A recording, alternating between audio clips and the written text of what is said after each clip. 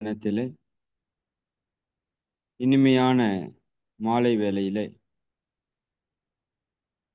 நாம் அனைவரும் ஒன்று கூடி தெய்வீகமான தியானம் இயற்றி மகரிஷி அவர்கள் வழி நின்று சிந்தனை உரைகளை டெய்லியும் கேட்டிருக்கோம். அதில் இன்னைக்கு மகரிஷி அவர்களுடைய தத்துவங்களை அவரிடம் நேரடியாக பெற்று இன்னும் அதில் மிக ஆழமாக அந்த தத்துவத்திலையும் தவத்திலையும் பயணித்து இன்று வரை அந்த உலக அமைதி என்ற ஒரு மிகப்பெரிய மகரிஷி அவருடைய கனவுக்கு ஒரு செயல் வடிவம் கொடுத்து கொண்டிருப்பவர் நம்முடைய உலக நலத் தொண்டர் மனோகரன் ஐயா அவர்கள். ஐயா அவர்களுடைய ஒவ்வொரு உரையும் நிச்சயமா அவர்கள் உணர்ந்ததை நம்மகிட்ட கடத்துறதுக்கு முயற்சி பண்ணக்கூடிய உரையாகத்தான் இருக்குது. அந்த விதத்துல இன்னைக்கு தலைப்பே அமைதிக்கு தொண்டாற்ற ஆர்வமுடன் வாரீர் என்று அந்த சேவைக்கு நம்மை தயார்படுத்துறாங்க. நிச்சயமா இது எல்லாருக்கும் எல்லாரும் கேட்டு இன்னும் கொஞ்சம் அதிகப்படியான நம்ம சேவை செய்வதற்கான ஒரு வாய்ப்பை உருவாக்குற உரையாக இருக்குன்னு நினைக்கிறேன். ஐயா அவங்கள இறை சாதனை மார்க்கம் சார்பாக வாழ்க வளமுடன் என வாழ்த்தி வரவேற்று மகிழ்கிறோம். வாழ்க வளமுடன் ஐயா, வாழ்க வளமுடன். வாழ்க வளமுடன். நன்றி மதன்குமார். வாழ்க வளமுடன். வழக்கம் போல் ஒரு 7 நிமிடம் மௌன இருக்கின்றோம். அதன் பிறகு நம்முடைய சிந்தனையை பார்க்கலாம். வாழ்க வையகம், வாழ்க வையகம், வாழ்க வளமுடன்.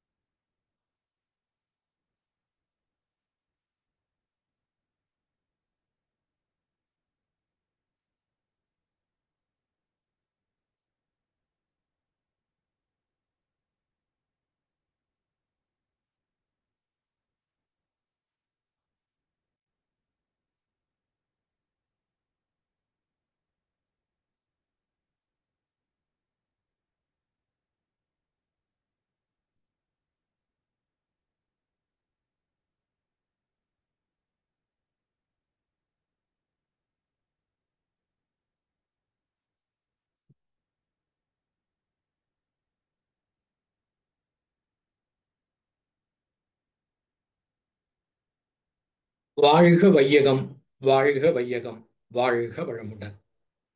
மௌனத்தை நிறைவு செய்து கொள்வோம்.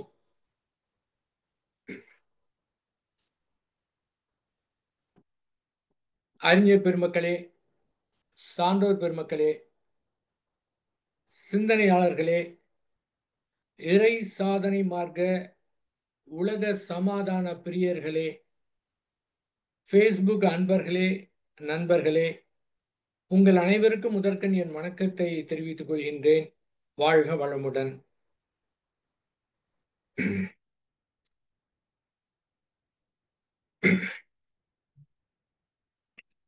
ஸ்ரீ வேதாத்ரி மகரிஷி அவருடைய நோக்கம் உலக அமைதி, உலக சமாதானம். ஒரே ஒரு தனி மனிதராக இருந்து இந்த உலக சமாதானத்திற்கு என்ன செய்ய வேண்டும் என்று இயற்கை காட்டிய வழியை அப்படியே அப்படியே ஏன், எதற்கு, எப்படி, எந்த மாதிரி முடியும் அப்படின்னு கேள்வி கேட்காமல் அப்படியே இயற்கை சொன்னத எந்த கேள்வியும் கேட்காம சந்தேகப்படாம அப்படியே இயற்கை காட்டிய அந்த இன்ஸ்ட்ரக்ஷனை ஃபாலோ செய்து இப்போது உலகம் முழுவதும் கோடானு கோடி மக்களுடைய மனதிலே அமைதியை ஸ்ரீ வேதாத்ரி மகரிஷி அவர்கள் ஏற்படுத்தி இருக்கின்றார்கள். இதிலே எந்த விதமான சந்தேகமும் கிடையாது. எப்படி ஒரு தனி நபரால் எப்படி முடிந்தது? ஏனென்றால் இந்த உலக அமைதிக்கு எது செய்தாலும், எப்படி செய்தாலும் அது ஓரளவிற்குத்தான் ஓரளவிற்குத்தான் ஒரு குறிப்பிட்ட காலம் வரதான் இருக்குமே தவிர நீடித்த நிலைத்த அமைதியாக இருக்காது என்று முடிவு செய்து தனி மனிதன் அமைதி, குடும்ப அமைதி, ஊர் அமைதி, உலக அமைதி என்று விரிந்து செல்ல வேண்டும் அப்படின்னு பெரிய நோக்கிலே அதை துவங்கினார். நம்ம அனைவருக்குமே தெரியும் அந்த தனி மனித அமைதி, குடும்ப அமைதி, ஊர் அமைதி, உலக அமைதி அப்படின்னு. அது சாதாரணமானது கிடையாது. எத்தனை தனி மனிதர்கள் தங்களுடைய மனதிலே அந்த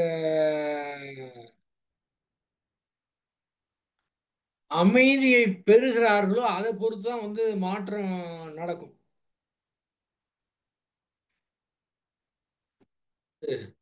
அந்த தனி மனிதனில் ஏற்படக்கூடிய அமைதியை ஃபீல் பண்ணணுங்க. இல்லைன்னா எத்தனையோ முறை கேட்டிருந்தாலும், எத்தனையோ முறை பேசி இருந்தாலும் அது செயலுக்கு ஒத்து வராது. அவருடைய நோக்கமே இந்த இது போன்ற ஒரு தியான முறையும், இது போன்ற ஒரு தற்சோதனை முறையும் இன்னும் பல்வேறு தத்துவங்களை கொடுத்திருக்கின்றார் என்றால், அந்த இயற்கையை புரிந்து கொள்ள வேண்டும் என்றால் சமுதாயத்தை புரிஞ்சுக்கணும், தனி மனிதனை புரிந்து கொள்ளணும் அப்படின்னு கொடுத்துருக்காருன்னா எத்தனை பேர் அந்த தனி அமைதி பெறுகிறார்களோ அதை பொறுத்தான் மாற்றத்தை ஏற்படுத்த முடியும் தான் இதை அமைத்திருக்கிறாங்க.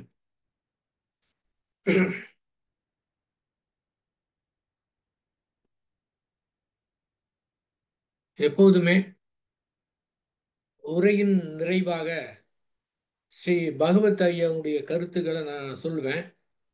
இப்போது ஆரம்பத்திலே அதை சொல்லிட்டு அதன் பிறகு ஸ்ரீ வேதாத்திரி மகரிஷி அவருடைய அவருடைய ஒரு ஏக்கத்தை அது எந்த மாதிரி அந்த உலகம் முழுவதும் எப்படி ஏற்படணும் அப்படிங்கிற ஏக்கத்தை உணர்வதற்கு நான் உணர்ந்ததை உணர்த்துவதற்கு நான் வந்து முயற்சி செய்கிறேன். ஏனென்றால் அந்த தனி மனித அமைதி என்பது அதற்கு தான் இதை அவர் கண்டுபிடித்தாரு. அப்போ எத்தனையோ பேர் கற்றுக்கொண்டிருக்கிறார்கள், கற்றுக்கொண்டிருக்கின்றார்கள். அதை ரொம்ப சின்சியராக ரொம்ப பேர் வந்து செய்துக்கிட்டு இருக்கிறாங்க. அத்தோடு இந்த காலகட்டத்திலே விஞ்ஞானம் எப்படி வளர்ந்திருக்கின்றது, அதே போல மெய்ஞானம் வளர்ந்திருக்கின்றது. இந்த காலகட்டத்தில் நமக்கு தெரிந்ததை பயன்படுத்தி இதோடு இணைத்து எப்படி இந்த தனி மனித அமைதிக்கு எப்படி இன்னும் ஸ்ட்ராங்கா அதை தெரிந்து கொள்ள வேண்டும் என்பதற்காக ஸ்ரீ பகவத் ஐயாவுடைய கருத்து என்னவென்றால், தியானம் தாராளமாக செய்து கொள்ளலாம். கண்டிப்பாக தியானம் தேவை. எப்படி உடலுக்கு உயிர் முக்கியமோ, உயிருக்கு உடல் முக்கியமோ, அதே போல மனிதனுக்கு ஞானமும் முக்கியம், தியானமும் முக்கியம். உடல் இல்லாமல் உயிர் இருக்க முடியாது, உயிர் இல்லாமல் உடல் இருக்க முடியாது. அதே போல தியானம் இல்லாமல் ஞானமோ, ஞானம் இல்லாமல் தியானமோ அது முடியாது. ஆகவே அவசியம் தேவை. ஒரு செயலை செய்கிறாங்க அப்படின்னா அதிலே அவர்கள் வெற்றி பெறுகிறார் என்றால் அதற்கு உண்டான காரணிகளை கண்டுபிடித்து அந்த தியானத்தோடு இணைத்து அந்த நுட்பத்தை தெரிந்து கொண்டு செயல்படுபவர்கள் வெற்றி பெறுகின்றார்கள். அப்படி காரணம் கண்டுபிடிக்காம தியான நுட்பத்தை பயன்படுத்தாம அதற்கு உண்டான சரியான காரணியை கண்டுபிடிக்காம கண்டுபிடித்தும் அலட்சியம் செய்கிறவர்கள் தான் அந்த செயலிலே தோற்கிறார்கள். அதனால அந்த தியான நுட்பம் வந்து மிக அவசியமானது. இந்த போட்டி மிகுந்த உலகத்திலே அத்துண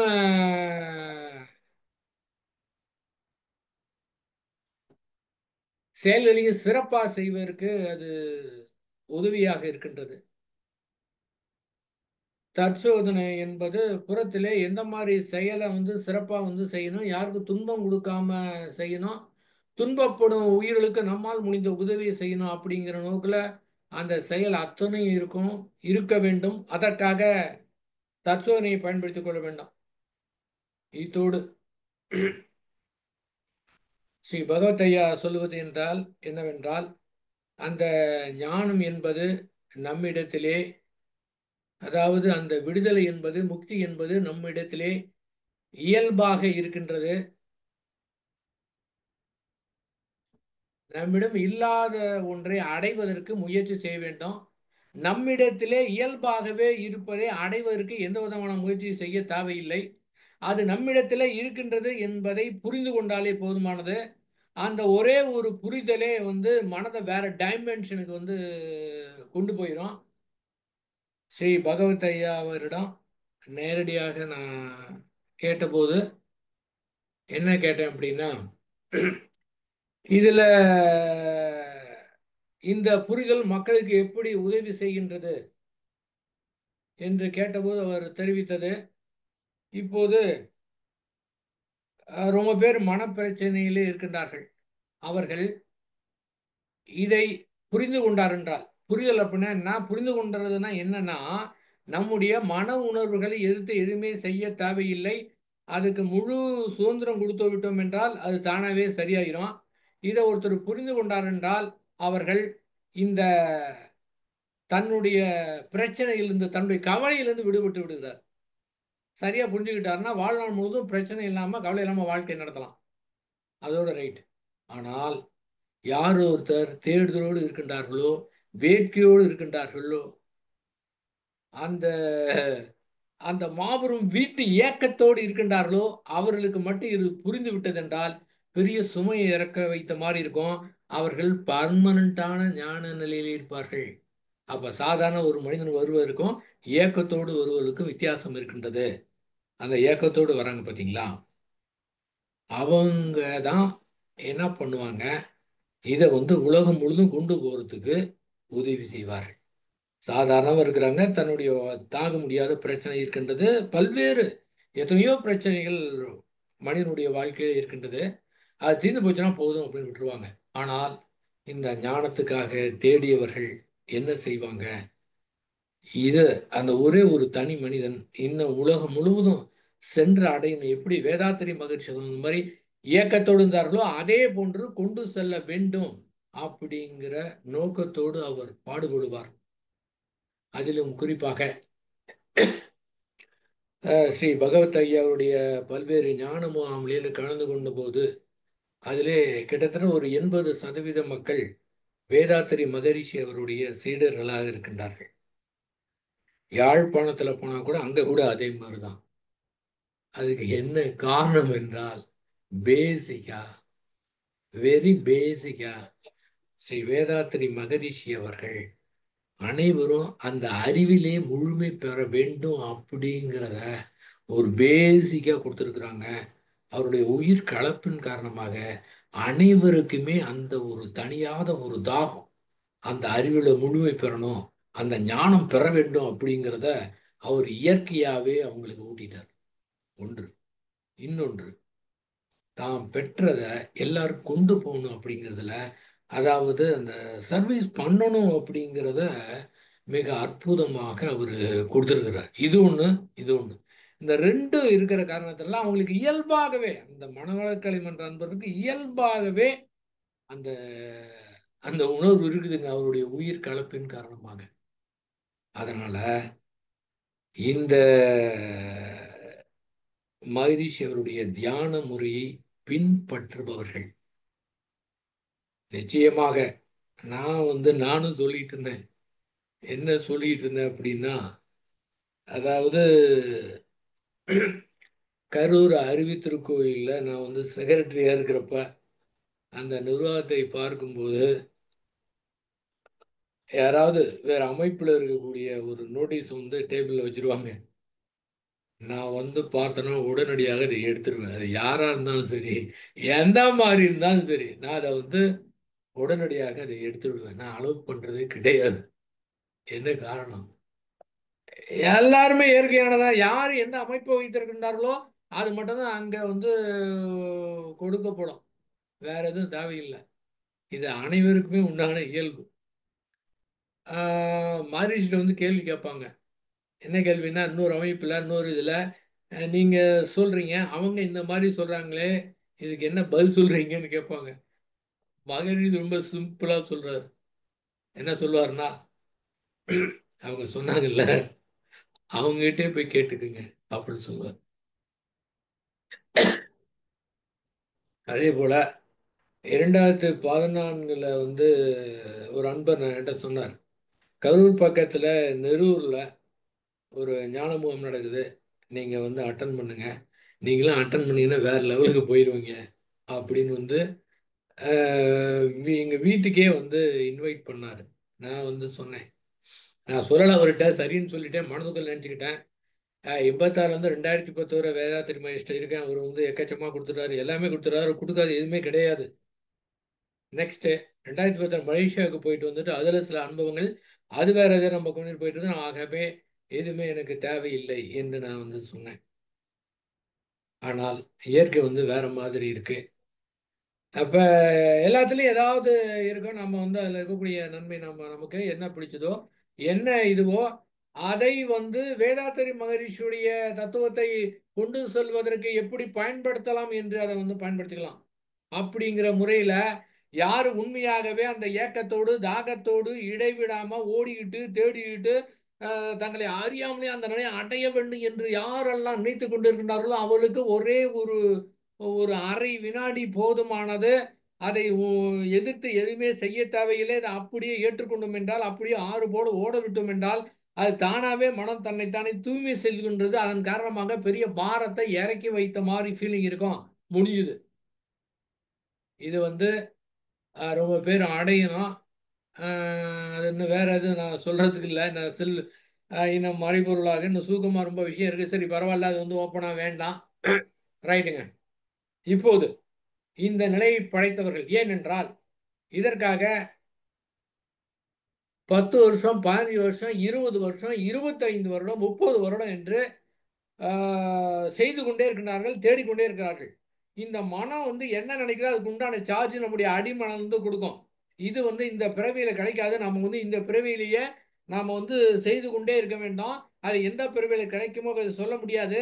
ஆகவே செய்து கொண்டே இருக்க வேண்டும் அப்படின்னு மனம் முயற்சி செய்து என்றால் அதுக்கு உண்டான எனர்ஜி கிடைக்கும். செய்துக்கிட்டே இருக்க வேண்டியதான். எப்போ கிடைக்குன்னு தெரியாது. இதோட இத்தோட இந்த கணத்திலே அதை அப்படியே விட்டு விட்டு நாம் இயல்பாகவே அந்த விடுதலையிலே முக்தி நிலையில் தான் இருக்கின்றோம் என்று புரிந்து கொண்டு அங்க வேற ஒன்றும் செய்ய தேவையில்லை என்று முடிவு செய்து விட்டோம் என்றால் இப்போ மனம் வேற டைமென்ஷனுக்கு போயிடும். இப்போ மனம் வேற மாதிரி எனர்ஜி கொடுக்குங்க. அப்போ மனம் எந்த மாதிரி இருக்கு அதுக்கு உண்டானதான் அந்த நம்முடைய இயல்பாக நம்முடைய அடிமனிலிருந்து வரும். அதனால அதை புரிந்து கொண்டால் போதுமானது. யார் யார் எப்படி புரிஞ்சுக்கிறாங்களோ, எப்போ புரிஞ்சுக்கிறாங்களோ, எந்த காலத்தில் புரிஞ்சுக்கிறாங்களோ, ஓகே சரிங்க. இதை நிறைவு பெற்றதுக்கு பிறகுதான் அடுத்ததுக்கே போக முடியும். என்னவென்றால், ஏன்னா அந்த தனி மனிதனுடைய அந்த மனம் வெறுமையாக எப்படி பார்த்தாலும் சரி, அத்துணை மகான்களுமே கடுமையாக முயற்சி செய்து ஒரு குறிப்பிட்ட காலகட்டத்தில் எதுவுமே செய்ய முடியவில்லையே என்று அந்த இயற்கையிடம் தோற்று போய் ஒண்ணுமே செய்ய முடியவில்லையே என்ற நிலையில் தான் அவர்களுக்கு ஞானம் கிடைத்திருக்கின்றது. புத்தர்ல இருந்து, ரமணர்ல இருந்து, ஓஷோல இருந்து, அரவிந்தர்ல இருந்து அத்துணை பேருமே. வேதாத்திரி மகரிஷி அவங்க ஓப்பனா சொல்லாம இருந்திருக்கலாம். ஆனால் அவர் வந்து இயற்கையோட தோற்கவே தேவையில்லை. ஏன்னா அவரு எப்பவுமே இயற்கையோடு போராடவே இல்லை. அவர் எத்தனையோ பெருமையாக செய்த காரணத்தெல்லாம் இயற்கையாகவே அவர் அப்படியே ஒரு இன்ஸ்ட்ரக்ஷன் கொடுத்துக்கிட்டே இருக்கு. இயற்கையெல்லாம் எதிர்த்து போராடுறதே கிடையாது. அப்படியே அதனோடையே போயிடுறாரு. அதனால தான் ஆயிரக்கணக்கான கவிகளும் இன்னும் உலகத்துக்கு என்ன பண்ணுங்கிறது எல்லாமே எல்லாமேனா எப்படி வரணும், எப்படி உலக அமைதி வரும், எப்படி போர் நல்லுலகம் ஏற்படும், வந்ததுக்கு பிறகு எப்படி இருக்கணும், எப்படி பொது உடைமை ஆக்கணும், எல்லாமே கிளீனா கொடுத்து முடிச்சிட்டாரு. ஏன்னா இவர் இயற்கையில எதுவும் போராடல. ஆரம்பத்திலேயே இயற்கையோட இயற்கையா தான் இருக்கிறார். ஆனா அவருக்கு அந்த இது கிடையாது. அப்ப இயற்கையோட இயற்கையா மாறிட்டோம்னா அதை தவிர வேற இங்க ஒண்ணுமே கிடையாது. இந்த நிலையில இருந்து அதுக்கப்புறம் தான் வந்து ஸ்டார்ட் பண்ணணுங்க. இப்போது புரிந்து கொண்டால் சரி, இந்த வீடியோவை எதிர்காலத்தில் யூடியூப்ல பார்க்குறவங்களும் சரி, இதை புரிந்து கொண்டதுக்கு பிறகு அடுத்து வேதாத்திரி மகர்ஷியோடைய இதை ரொம்ப ஸ்பீடாக கொண்டு போக முடியும். ஏன்னு கேட்டிங்கன்னா இங்கே வந்து இதை கொண்டு போகிறது கூட போராட்டம் தேவையில்லை.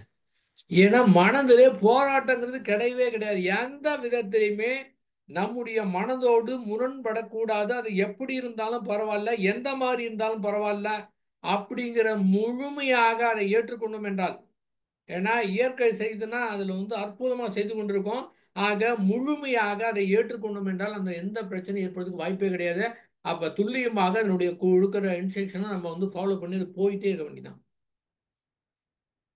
அந்த தனி மனிதனுடைய அமைதியிலே அந்த மனதை பார்த்தோம்னா அந்த புத்தருக்கு எப்படி வெறுமையான மனம் கிடைத்ததோ அந்த மாதிரி மனநிலையில இது வந்து பெரிதாக பிரம்மாண்டமாக நினைக்க தேவையில்லை. சர்வசாதாரணமா பிரம்ம ஞானி பிரம்ம ஞானம்னு ஏன் கொடுத்தாரு? அதேதான். அப்ப அந்த நிலையில நாம ஒரு சொன்னாரு, எல்லாத்தையும் சேர்த்து வைத்து கொடுத்தாரு. அப்ப எல்லாத்துலயும் பார்க்க வேண்டியதா இருக்குது. ஸ்ரீ பகவதையா தனியாக ஒரே ஒண்ணு மட்டும் வைத்து பேசிட்டு இருக்கிறார். வேறு எதையும் பேசுறதில்லை. அது மட்டும்தான்.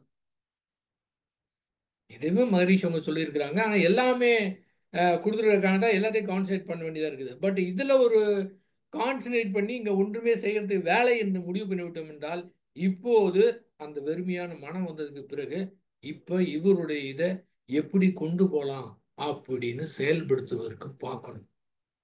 அப்போதுதான் அந்த மன விரிவு ஏற்படும். எல்லை கட்டாத நிலை வந்து ஏற்படும். ஏன்னா எதையுமே பிடித்து வைப்பது கிடையாது. மன உணர்வோடு எதிர்த்து எதுவுமே செய்ய தேவையில்லை என்று புரிந்து கொண்டதுக்கு பிறகு அங்க நடக்குதுன்னா எங்கேயுமே அங்க பிடித்து வைக்காது. இப்போதுதான் அந்த அந்த வேதாத்திரி மகர்ஷியோடது என்னவென்றால் எதையுமே மனதுக்குள்ளார பிடிச்சு வைக்கிறதே கிடையாது. எப்படி? நம் நாம் நமக்கு, நம்முடைய குடும்பத்துக்கு, நம்முடைய உறவினர்களுக்கு, இந்த நம்ம ஊருக்கு, நம்முடைய நாட்டுக்கு, இந்த உலகத்திற்கு என்ன செய்ய வேண்டும்?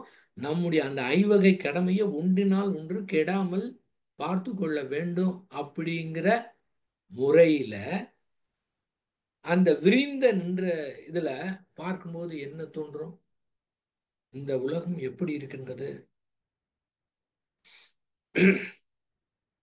நம்முடைய தனி ஒரு பிரச்சனையே நினைச்சுக்கிட்டு இருந்தோம்னா வேற ஒன்றும் தோணாது. இதை கடந்து வந்துடணும். அதான் அந்த வெறுமையான அந்த மனமும் அந்த அந்த நிலையை புரிந்து கொண்டோம் என்றால் அப்பதான் அந்த விரிந்த நிலை வரும். ஸ்ரீ வேதாத்திரி மகரிஷி என்ன சொல்லுவாங்க? ஒரு ரோஜா மொட்டு இருக்கின்றது. அந்த மொட்டா இருக்கிறது மட்டும்தான் அது. அது பிறகு அது மலர்ந்து விட்டது என்றால் வாசனையை தான் வைத்துக்கோன்னு சொல்ல முடியாது. தானாவே வாசனை தானாகவே அங்கே ஸ்ப்ரெட் ஆகுங்க. அப்போ ஒருவர் அந்த நிலையை அடைந்து விட்டார் என்றால் இதை உலகம் முழுவதும் கொண்டு போகணுங்கிறது தானாவே தோன்ற ஆரம்பிச்சிடும். அதன் பிறகு என்ன நடக்கும்? இயற்கையா அவங்கள பயன்படுத்த ஆரம்பிச்சிடும். நமக்கே தெரியாது. என்ன செய்யணும் நமக்கே தெரியாதுங்க. நிஜமா அந்த உணர்வு மட்டும் இருக்கணுங்க. இப்ப இதுல எவ்வளவு பேர் இருக்கிறீங்க? மதன்குமார் கூட குறிப்பிட்டார். அஹ், இன்றைக்கு டிசம்பர் 1ஆம் தேதி குறிப்பிட்டார். இதுல 80% பெண்கள் இருக்கின்றார்கள் சர்வீஸ் செய்யறதுல அப்படின்னு சொன்னார். அப்ப என்னன்னா அந்த அந்த இது அது செய்யணும் அப்படிங்கிறது. இப்ப அதுல மாதிரி இருக்கிறவங்க நீங்கள் முதலாக மன்றத்துக்கு போயிட்டு முதலாக நீங்க ஆக்கினை தியானம் கற்றுக்கொண்டீர்கள். அந்த தியானம் கற்றுக்கொண்ட அன்று உங்க யாருக்காவது தெரியுமா இந்த மாதிரி எதிர்காலத்திலே நம்ம எந்த மாதிரி சர்வீஸ் செய்ய போகிறோம், என்ன நிலையில் இருக்கிறோம் அப்படின்னு யாருக்காவது தெரியுமா? தெரியவே தெரியாது. இதே போல எதிர்காலத்திலே நாம் இன்னும் என்னென்னலாம் செய்ய போறோம் அது தெரியுமா? அதுவும் தெரியாது. இப்போது நமக்கு என்ன பிடித்திருக்கின்றதோ, எது நிறைவை கொடுக்கின்றதோ அந்த மாதிரி நமக்கு தோணுதை நாம செய்யறோம். அவ்வளவுதான். அப்ப அந்த தாம் பெற்ற அந்த உணர்வை, அந்த இனிமைய உலகம் முழுவதும் உணரணும் அப்படிங்கிற எண்ணம் இயற்கையாகவே நம்ம கூட பிளான் கூட பண்ணலைங்க. ஆசை கூட கிடையாது. அதை யாரு அந்த மாதிரி நினைத்து கொண்டிருக்கின்றார்களோ அந்த மூளையை இயற்கை கருவியா பயன்படுத்தி கொடுக்குங்க. இதற்கு பணமோ அறிவோ படிப்பையோ திறமையோ ஆற்றலோ பேச்சு திறமையோ ஒன்றும் தேவையில்லைங்க. எதுவுமே தேவையில்லைங்க. அந்த உணர்வு ஒன்று இருந்தால் போதுமானது. இப்போ சொன்னது அத்துணையும் அந்த நேரத்துக்கு இயற்கை கொடுக்க ஆரம்பிச்சிடும். அப்ப என்னன்னா அந்த உணர்வு மட்டும் இருக்கணும். அந்த உலகத்தை கொடுக்கணுங்கிற உணர்வு மட்டும் இருக்கணும். அப்ப எத்தனையோ பேர் தன்னுடைய மனதுல தன்னுடைய குடும்பத்துல ஒரு பிரச்சனையை மட்டும் வைத்துக்கொண்டு இதுல இருந்தே வெளியே வர முடியாம தவிச்சுக்கிட்டு இருக்கிறாங்க.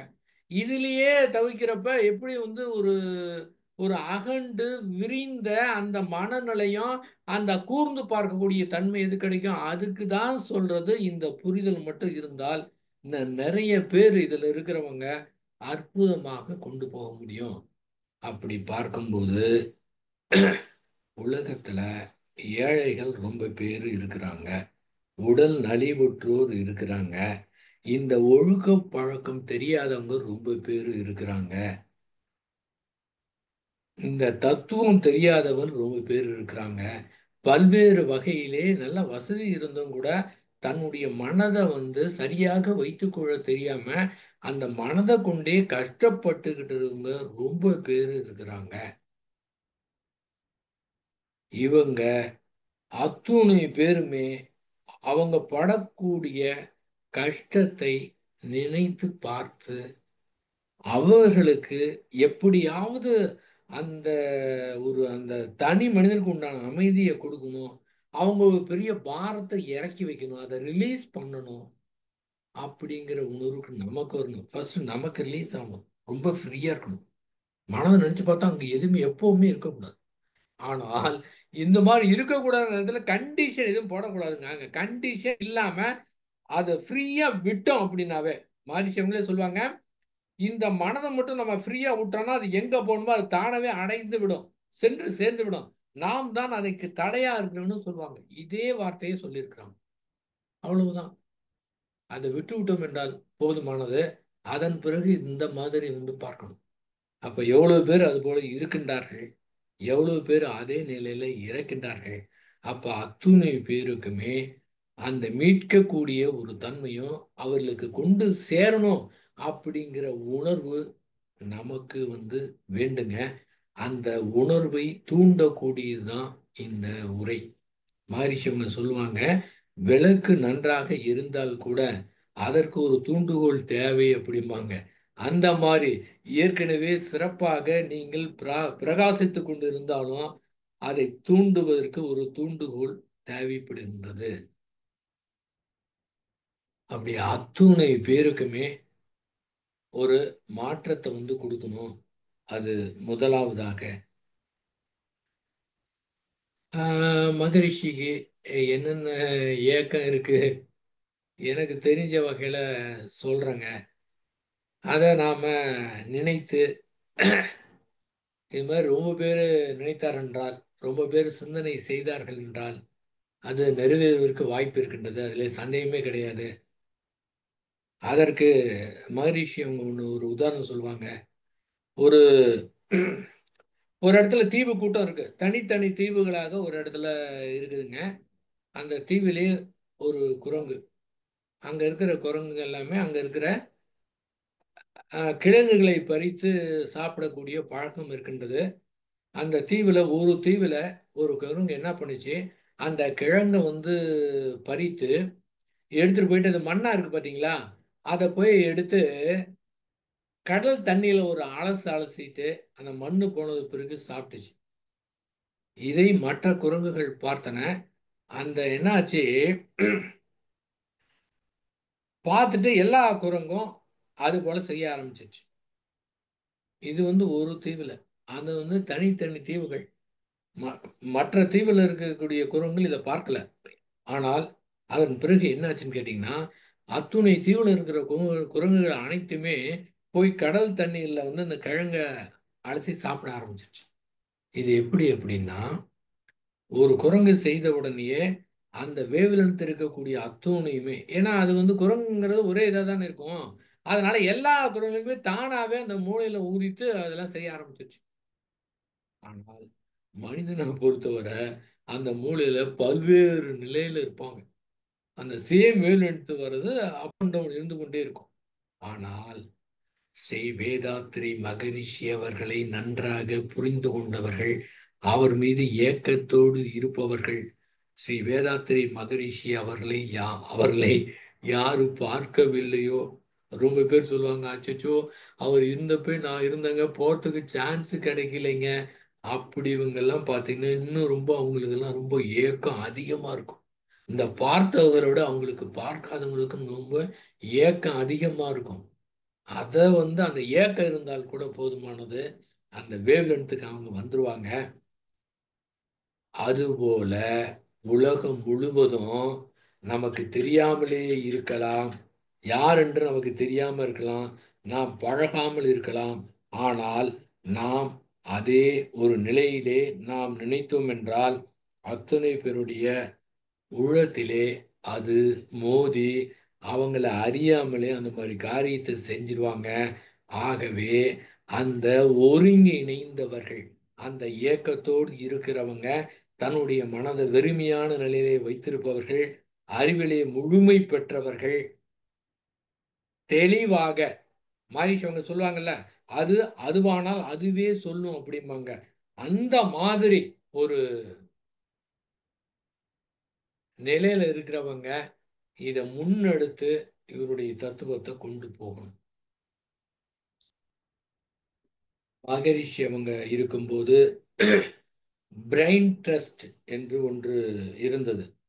அவர் குறிப்பிட்டது என்னவென்றால், அதிலே பல்வேறு துறையில் இருக்கிறவங்க அதுல மெம்பரா இருக்கணும். இப்போ வந்து அரசியல்ல இருக்கிறவங்க, பொருளாதாரத்தில் இருக்கிறவங்க, தொழில் அதிபர்கள், பல்வேறு ஆஃபீஸில் ஒர்க் பண்ணுறவங்க, இந்த விவசாயிகள், இன்னும் எந்த மாதிரி உலகத்தில் துறை இருக்குதோ, இப்போ ஐடி பீப்புள், இந்த மாதிரி துறையில் இருக்கக்கூடிய நன்றாக தலை சிறந்து விளங்குகிறவர்கள் அந்த பிரெயின் டெஸ்ட்ல இருக்கணும். அவர்கள் ஸ்ரீ வேதாத்திரி மகரிஷி அவர்களுடைய தத்துவத்தையும் எதிர்காலத்தில் இவருடைய நோக்கம் என்ன, இது எப்படி கொண்டு போகணும் அப்படிங்கிறத அவர்கள் சரியான முறையில் புரிந்து கொள்ள வேண்டும். அத்தோடு இப்போது ஸ்ரீ பகவத் ஐயாருடைய புரிதலையும் புரிந்து கொள்ளணும். அந்தந்த துறையில் இருக்கிறவங்க அத்தனை பேரும் ஒரு சேர்ந்து ஒருங்கிணைந்து புரிந்து கொண்டார்கள் என்றால், ஏன்னா அவங்கவங்க துறையில் அவங்கவங்க இன்னொரு, இப்போ நாம் ஒரு துறையில் இருக்கோம், இன்னொரு துறை இருக்கு நமக்கு தெரியாது. ஆனால் அத்தனை பேரும் சேர்ந்து இயங்கி அந்தந்த துறையில் எந்த மாதிரி மாற்றம் ஏற்படுத்த வேண்டும் அப்படின்னு ஒரு இது அமைக்க வேண்டும்.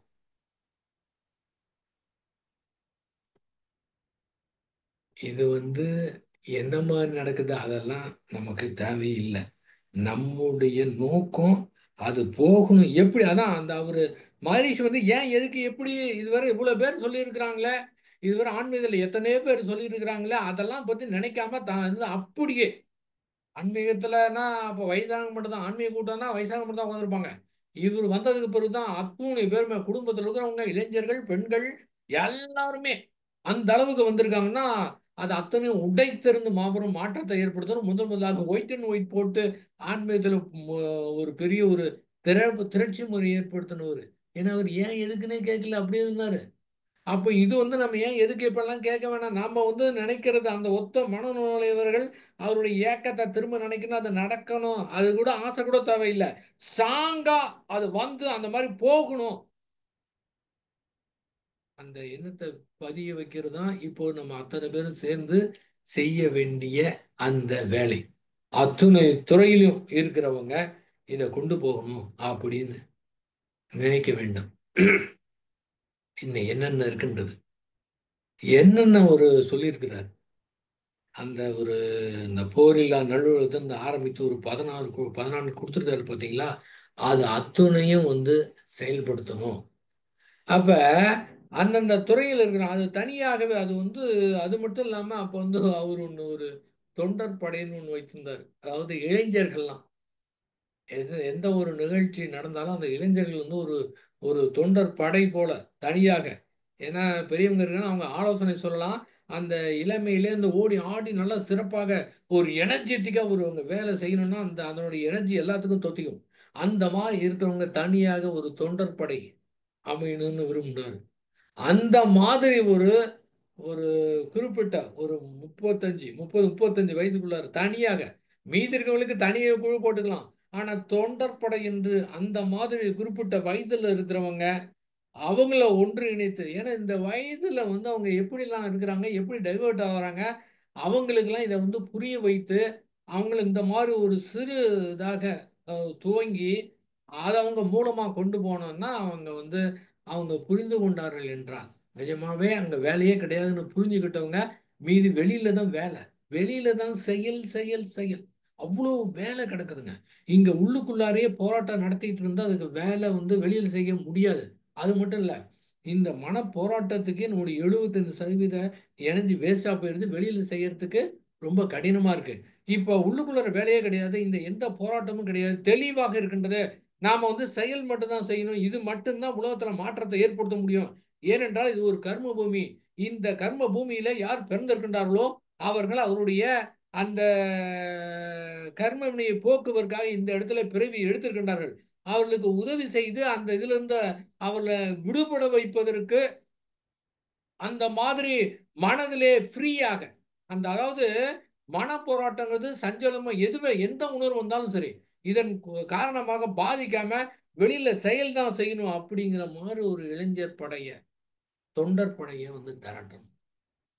அது இதன் காரணமாக யார் ஒத்து இருக்கிறாங்களோ அவங்க கிட்ட எல்லாம் வந்து போய் சேரட்டும். ஆங்காங்கு நமக்கே தெரிய வேணாம், ஆங்காங்கு அது வந்து நடக்குங்க. நிஜமாகவே அவருடைய இயக்கம் அந்த மாதிரி. அதாவது நீங்க இஸ்ரேல் பார்த்தீங்கன்னா ஒரு குறிப்பிட்ட இதுல எந்த வருடம் மறந்துட்டேன். 1914 அந்த 14 to 20 அந்த அந்த வருடத்துல 35 பேர் 35 பேர் தங்களுக்கு தனியா ஒரு நாடு வேணும், அமைப்பு வேணும் அப்படின்னு தோங்குனதான் வந்து இப்ப இஸ்ரேல் நாடு. அவங்க எப்படி இருக்கிறாங்க? என்னமா ராணுவம் வைத்திருக்கிறாங்க. ராணுவம் வேஸ்ட் இருந்தாலும் அவங்க ஒரு எப்படி ஒரு 35 பேர் சேர்ந்துதாங்க இப்ப ஒரு நாடாக அமைத்திருக்கிறார். திரும்பவும் சொல்றேன். இது நடக்குமா? அதெல்லாம் கிடையவே கிடையாது. ஏன் எதுக்குன்னு கேட்கக்கூடாது. அந்த தோணுதுன்னா ரைட் இது நடக்கும் அப்படின்னு அத்தனை பேரும் அதாவது அது நினைக்கிறேன் நினைச்சு கூட நினைக்கிறதில்ல. அந்த அந்த இடத்துல வேலையே இருக்கக்கூடாதுங்க. நம்ம இது வந்து அது மகரிஷியோட இது அது போகணும் அப்படிங்கிற உணர்வு மட்டும் இருந்தால் போதுமானது. திரும்ப திரும்ப நினைக்கணும் சங்கல்பம் கூட நான் வேணாம்னு சொல்றேன். ஏன்னா அதை விட அந்த உணர்வு தான் முக்கியம். அந்த உணர்வு தான் கொண்டு போவாங்க. அந்த சங்கல்பம் கூட சொன்னோம்னா அது நடக்கணும்னு நம்பிக்கையெல்லாம் போயிடும். ஆனால் அந்த உணர்வு தான் முக்கியம். அந்த உணர்வு தான் அற்புதமாக வேலை செய்யுங்க. அந்த மாதிரி அந்த ஒரு தொண்டர் படை வந்து வேணும். அந்த நல்ல சிறு வயதில் இருக்கக்கூடியவங்க தெளிவாக புரிந்து கொண்டவர்கள் அந்த நிலையில நாம நினைக்கும் போது அதுக்கு உண்டானது எல்லாமே வந்து சேரும். உங்க வேலையே அது இணைக்கிறது. அந்த இயற்கையுடைய வேலைன்னா எந்த இடத்துல தேவை ஏற்படுகின்றது, எந்த இடத்துல இருப்பு இருக்கின்றது. இருப்பு தேவை ரெண்டையும் இணைக்கக்கூடியது அந்த அருட்பேராட்டுடைய வேலையை. அப்ப இருப்பு இருக்கின்றது, தேவை இருக்குது. அந்த இருப்பு இருக்குது பாத்தீங்களா, அது நாம இருக்க வேண்டும். அந்த சுத்த வழியாக மாற வேண்டும். இயற்கையோடு இயற்கையாக மாறிவிட வேண்டும். அப்படியே எப்படி இயற்கை செயல்பட்டு கொண்டிருக்கின்றதோ அதே போல இயற்கையோடு சரண்டர் ஆகிவிட்டோம் என்றால் நம்முடைய மனதோடு சரண்டர் ஆகிட்டோம்னா நாம இருப்பு தன்மையோடு இருக்கலாம். இப்ப யாருக்கு தேவை இருக்கின்றதோ அவங்க எல்லாமே வந்து இணைவார்கள். இது வந்து பெரிய ஒரு இது வந்து ஒரு பெரிய விஷயமே கிடையாது. ஒரு சாதாரணமான விஷயம். ஏன்னா அத்தனை பேருடைய அந்த ஒத்த உள்ளங்களிலே இருக்கக்கூடியது அத்தனை பேருமே பிரதிபலிக்க இது வந்து லாங்குவேஜ் கூட தேவையில்லைங்க. தமிழ் தான் தெரியணும்னு அவசியம் கிடையாது. இங்கிலீஷ் தெரிஞ்சுக்கணும் அவசியம் கிடையாது. உலகத்துல எத்தனை நாடுகள் இருக்கின்றன, எத்தனை மொழி பேசிக் கொண்டிருக்கிறார்கள். இந்த உணர்வு தான் அங்க போயிட்டு அத்தனை பேருக்குள்ள வந்து ஒரு ஒருங்கிணைப்பா இருக்குங்க. அதுதான் அவர் சொல்றது. அந்த உலக அமைதி உலக சமாதானம் சொல்றது காரணம் என்ன, அந்த மாதிரி தான். அப்ப அது போன்ற ஒன்று அமையணும். ரொம்ப பேருக்கு இதை வந்து கற்றுக் கொடுக்கணும். ஏன்னு கேட்டீங்கன்னா எடுத்த எடுப்புலயே வந்து ஒண்ணுமே இல்லைன்னா அவங்களுக்கு தெரியல. ஏதாவது கொஞ்சம் உள்ளுக்குள்ள அந்த தேடுதல் இருக்குன்னு அதை வந்து கொடுக்கணும். அந்த தியானத்தை வந்து கற்றுக் கொடுக்கணும். ரொம்ப பேர் வந்து கற்றுக்கணும். அதுக்கு உண்டானது என்னென்னமோ அதெல்லாம் நாம வந்து செய்யணுங்க. அந்த மாதிரி ஒரு தேடுதலை கொடுத்துட்டு அதுக்கப்புறம் வந்து அதனுடைய முடிவு பார்த்தா ரொம்ப சிறப்பாக இருக்கணும். ஏன்னா பேசிக்கே அது கூட தெரியாம எவ்வளவு பேர் இருக்கிறாங்க.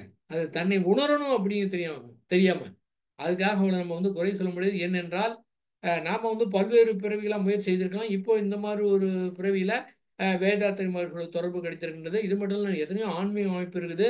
எல்லாருடைய நோக்கமே இவ்வளவு நல்லா இருக்கணும் அப்படிங்கிறதுக்கு தான் வந்து கொடுத்துருக்குறாங்க. ஆனால் இவருடைய திட்டங்கள் தெளிவாக எப்படியும் வந்து பண்ணணும். வேற யாரும் எதிர்காலத்தில் சிந்தனை பண்ணவே தெரியல. அந்த மாதிரி அவங்க கொடுத்துருக்குறாங்க. அப்ப அத்தனை பேருக்கும் கொண்டு செல்ல வேண்டிய பொறுப்பு நம்மிடத்தில் இருக்கின்றது.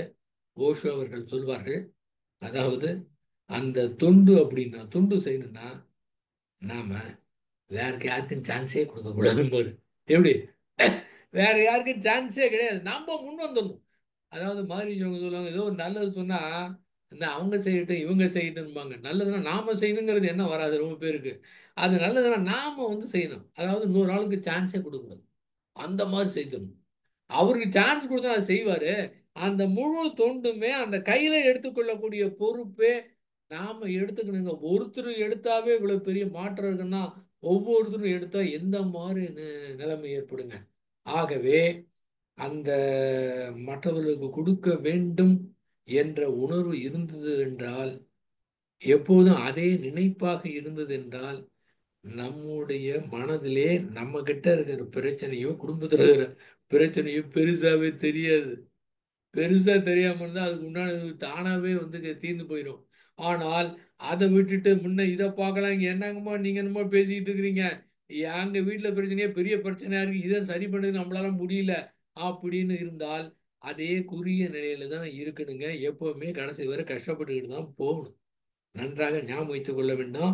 இயற்கை எந்த இடத்திலே ஒரு துன்பம் கொடுக்கின்றது என்றால் அதற்கு பின்னால் அங்கே ஏதோ ஒரு நன்மை இருக்கின்றது. நன்றாக இதை மட்டும் நல்லா ஞாபகம் வச்சுக்கோங்க. திரும்பவும் சொல்றேங்க, நல்லா நினைவில் வைத்துக்கொள்ளுங்க. நமக்கு எந்த இடத்திலே எந்த வகையான இன்பம் ஏற்பட்டாலும் சரி, நாம் ஒரு எச்சரிக்கை உணர்வோடு இருக்க வேண்டும். நன்றாக நினைவில் வைத்துக்கணும். திரும்பவும் சொல்றேங்க, நமக்கு எந்த விதத்திலே இன்ப உணர்வு கிடைத்தது என்றால் நாம் சற்று எச்சரிக்கையாக இருக்க வேண்டும்.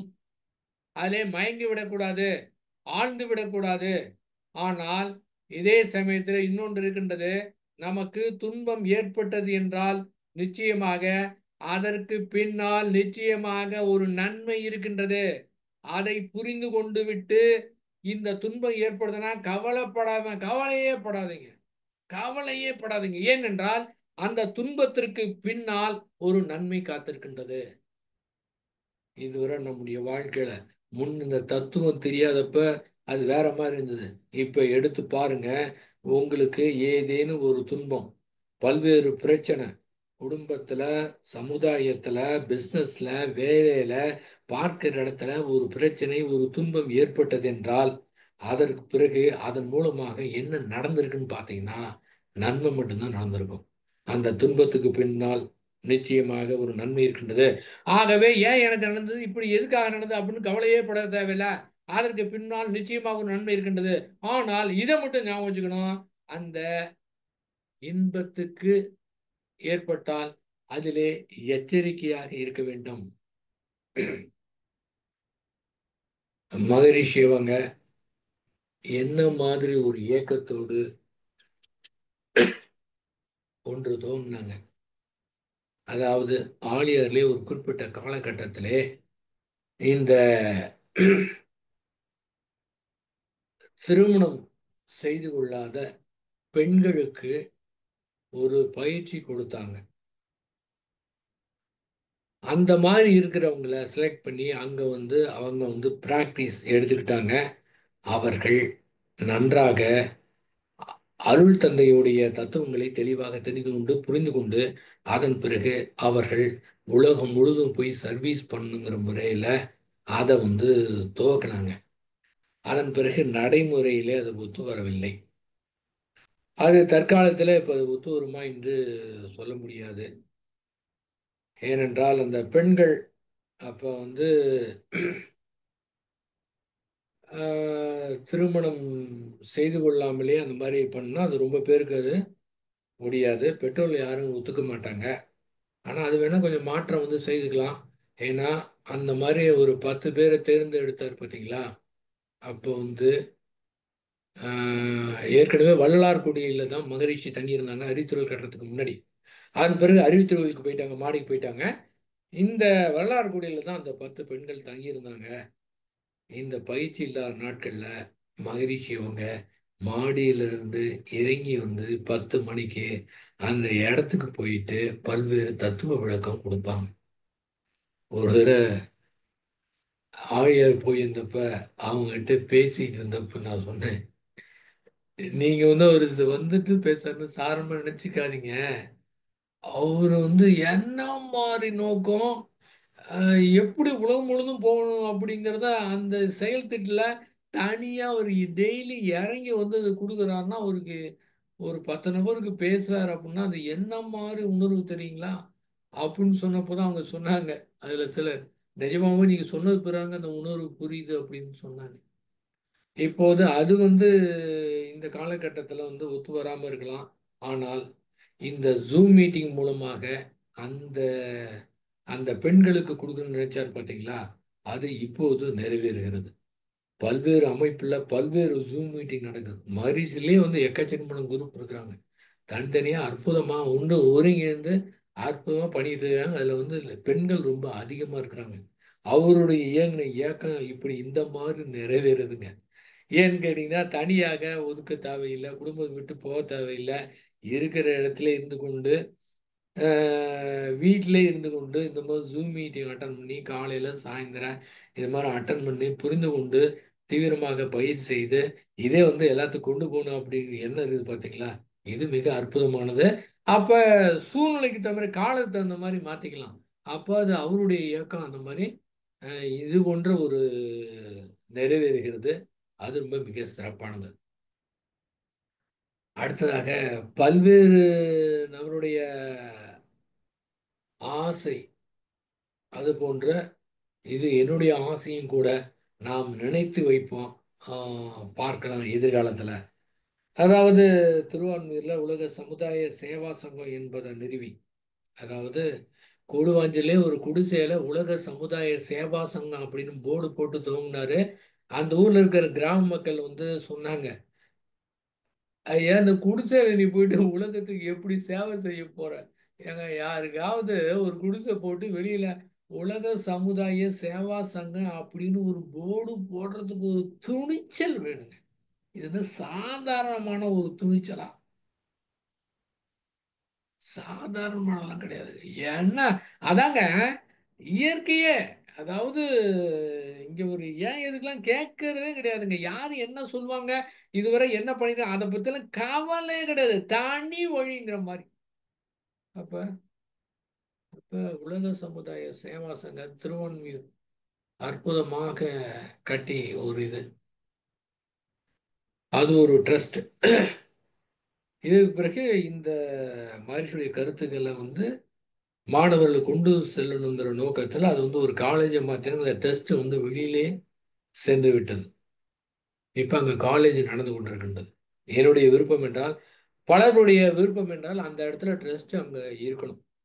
உலக சமுதாய சேவா சங்கம் பில்டிங்கில் அந்த ட்ரஸ்ட் இருக்கணும். யார் காலேஜ் அது பாட்டுக்கு நடக்கட்டும். காலையிலேருந்து சாயந்தரம் அது நடக்குது. அது நடந்து கொண்டு இருக்கட்டும். மாடியில் 2 மாடி இருக்கு, நடந்து கொண்டு இருக்கட்டும். ஆனால் கீழே இருக்கிற ஹாலில் யாராக இருந்தாலும் சரி, சென்னையில் இருக்கிற மக்களும் சரி, வெளியிலிருந்து போகிற மக்களும் சரி, அங்கே கீழே போய் தியானம் பண்ணுறதுக்கு எந்த நேரத்திலும் தியானம் பண்ணுறதுக்கு வசதி இருக்கணும். அதே போல் மகரிஷியர் தங்கியிருக்கிற இடத்தை சென்று பார்வையிடுவதற்கு வசதி வந்து இருக்கணும். ஏன்னா ஆரம்பத்தில் முதலாக கட்டின பில்டிங் இப்போது பயன்படுகின்றது. இருந்தாலும் அந்த ட்ரஸ்ட்டுங்கிறது அங்கே இருக்கணும். அங்கே வந்து தியானம் யாருக்கு வராங்களோ அங்கே வந்து கற்றுக்கிட்டாங்கன்னா ரொம்ப பேர் அந்த ட்ரஸ்ட்டில் வந்து கற்றுக்குவாங்க. இது ரொம்ப பேருடைய விருப்பம். இதை நம்ம போட்டு வைப்போம். எதிர்காலத்தில் பார்க்கலாம். நாம் அத்தனை பேரும் இணைந்தே இருக்கின்றோம். அடி மனதிலே ஸ்ரீ வேதாத்ரி மகரிஷி அவர்கள் அந்த உயிர் கலப்பிலே உலகத்தில் இருக்கிற அத்துணை பேருமே அடி மனதிலே அடி ஆழத்திலே ஒன்றாக இணைந்தே தான் இருக்கின்றார்கள். இந்த மனவளக்கலை மன்ற அன்பர்கள் மட்டும் அல்ல, அவருடைய விரிந்த நோக்கிலே உலக மக்களே அன்பு அப்படிங்கிறதுல அத்துணை பேருமே இணைந்தே தான் இருக்கின்றார்கள். அதுல வந்து சந்தேகமே கிடையாது.